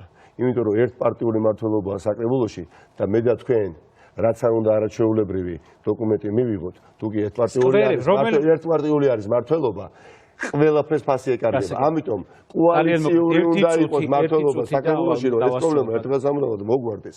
ამის შემდეგ შემოდათო ხა ძალიან მნიშვნელოვანია ამ ქალაქს ერთდღე სამუდამოდ ეშველოს ავარიულ სახელთან მიმართებაში.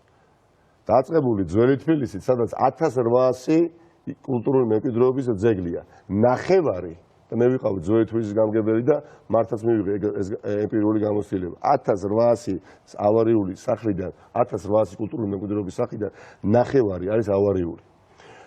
ვერასოდეს მომდენო 20 წლის განმავლობაშიც კი ვერ მოხერხდება ამ სახლების რეაბილიტაცია, ვერც კონსტრუქციული და ვერც ინფრასტრუქტურული. არა, ვერც არქიტექტურული და ვერც კონსტრუქციული. რა არის გამოსავალი? როდესაც შენთან მოდის ძველ თბილისში ინვესტორი და გეუბნება, იცით, მე მინდა ფული დავაბანდო აი ამ სახლის რეაბილიტაციაში. თქვენ მაღალჩინოსანი მერის ეუბნებით, რომ ეს არის კულტურული მემკვიდრეობის ძეგლი. დეტალურად თქვენ პროგრამას თქვენ გეკნებათ საშუალება თქვენი გუნდის წევრებთან აი ამ სტუდიაში რომ გააკეთოს პრეზენტაცია. ამიტომ ეს ინვესტორი მერე ითვლის, რამდენი მოსახლე ყავს გამოსაყვანი, რამდენი დასაკმაყოფილებელი და ზურგს აქცევს. ეს რომ არ მოხდეს, გარკვეული პერიოდი და 10 წლის განმავლობაში, როდესაც მსგავს ობიექტს მიუახლოვდება ინვესტორი და მთელი სერიოზულობით ყველა ნორმას კულტურული მემკვიდრეობისა დაიცავს, ის უნდა გათავისუფლდეს ყველა გადასახადისაგან, რომ мотиваცია კონდეს. ამას თუ არ გავაკეთებთ, ამ რაიონს არ ეშველება. ამაზე გექნებათ საუბრის საშუალება თქვენ გუნდის წევრებთან ერთად. ესეთ რა, სახლები ინგრევა და 6 მილიონ ლარს შემოდათო თბილისის მუნიციპალიტეტი დღეს ხარჯავს მხოლოდ ქირით უზრუნველყოფაში იმ ადამიანებისა, რომლებიც ჭერს კარგავს და გარეთ გადიან. გასაგებია, ამ თემაზე სასაუბრო თბილისის განვითარებაზე თქვენ და თქვენს პოლიტიკურ გუნდს მე გაძლევთ ამის პირობას აი ამ სტუდიაში ჩვენ ვაკეთებთ პრეზენტაციას თქვენ გექნებათ ამაზე საუბრის საშუალება, თუმცა მანამდე აი ეს ყველაფერი რაც ჩამოთვალეთ აი ამის მისაღწევად თქვენ უნდა გაიმარჯვოთ გამარჯვებაში და როგორც თქვით და თუ სწორად გავიგე იმ შემთხვევაში მნიშვნელობა რა უნდა დამკვიდრეს ტრადიცია, თუ კი იგებს ერთი ადამიანი მას მეორემ უნდა მიულოცოს, თუ კი ამარჯვებს და იარაღი არ უნდა ჩაუდო. იმ შემთხვევაში, როგორც თქვით, თუ გაიმარჯვებს კალაძე, მე მას მიულოცავ. არა, მომისმინეთ. კი ბატონო, ნარკოტიკი არ უნდა ჩაუდო და იარაღი მე არ მიმილოცია კობიაშვილის. ეხლა თქვენ ხო ვერც მისმევთ კითხვას. რატო არ მიულოცეთ? ხო ვერც მისმევთ ეხლა. ეს არ დაგიწერია, რა ჩამოგიწერიათ. რატო არ მიულოცე ლევან კობიაშვილის გამარჯვებაო? ეს ვერც მაკადრეთ. იმიტომ რომ თქვენი თვალით ნახეთ რა იკადრეს, ხო ვერ? მე კალაძეს გესაუბრებ. კალაძე და კობიაშვილი რამ გაყო რა მნიშვნელობა. ხო და იგივე არ უნდა იკადროს ადამიანმა, ეხლა იარაღი არ უნდა დაუმიზო და უბნები არ უნდა დაარბიო და სამართლიანად უნდა გაიმარჯვო რეფერენდუმში, მაგრამ პირდაპირ გეუბნებით.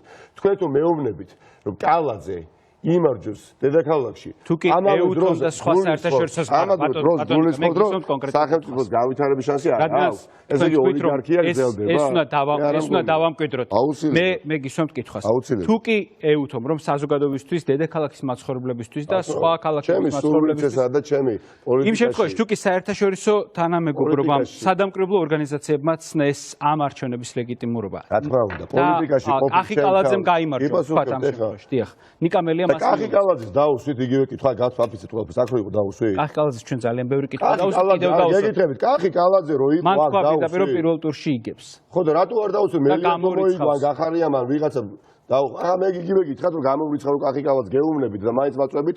არა მე არ გავწვევთ. აბა ვერ მოიგებს, იმიტომ რომ თქვენ თუ გონიათ რომ გავრილოვი, გასაგები, გომელაური, ღარიბაშვილი, კობახიძე, კალაძე, ვაშენაცვიშვილი, შავარამიშვილი ამ ქვეყანას მოაჯდება მომდენო 10 წლების განმავლობაში მე ამჯერა ამის უბრალოდ ამჯერა ასეთი თბილისის პირდაპირ გეუბნებით კალაძე რო ყავდათ უთხარით ოპოზიციამ რომ გაიმარჯვოს მიულოცავო ხო არ დაგისვამთ ეს კითხვა კალაძემ თქვა რომ ის პირველ ტურში ასრულებს აგენიზლავებით მოდი თუ ამას ვერ გააკეთებს მოდი დავნიზლავებით არა მოდი დავნიზლავებით პირდაპირ არა სრული პასუხისმგებლობით გეუბნებით თქვენ მას შეგიძლიათ თქვენ მას შეგიძლიათ სხვადასხვა ადამიანი ნახეთ სად არის ქართული ოცნება სუსტი?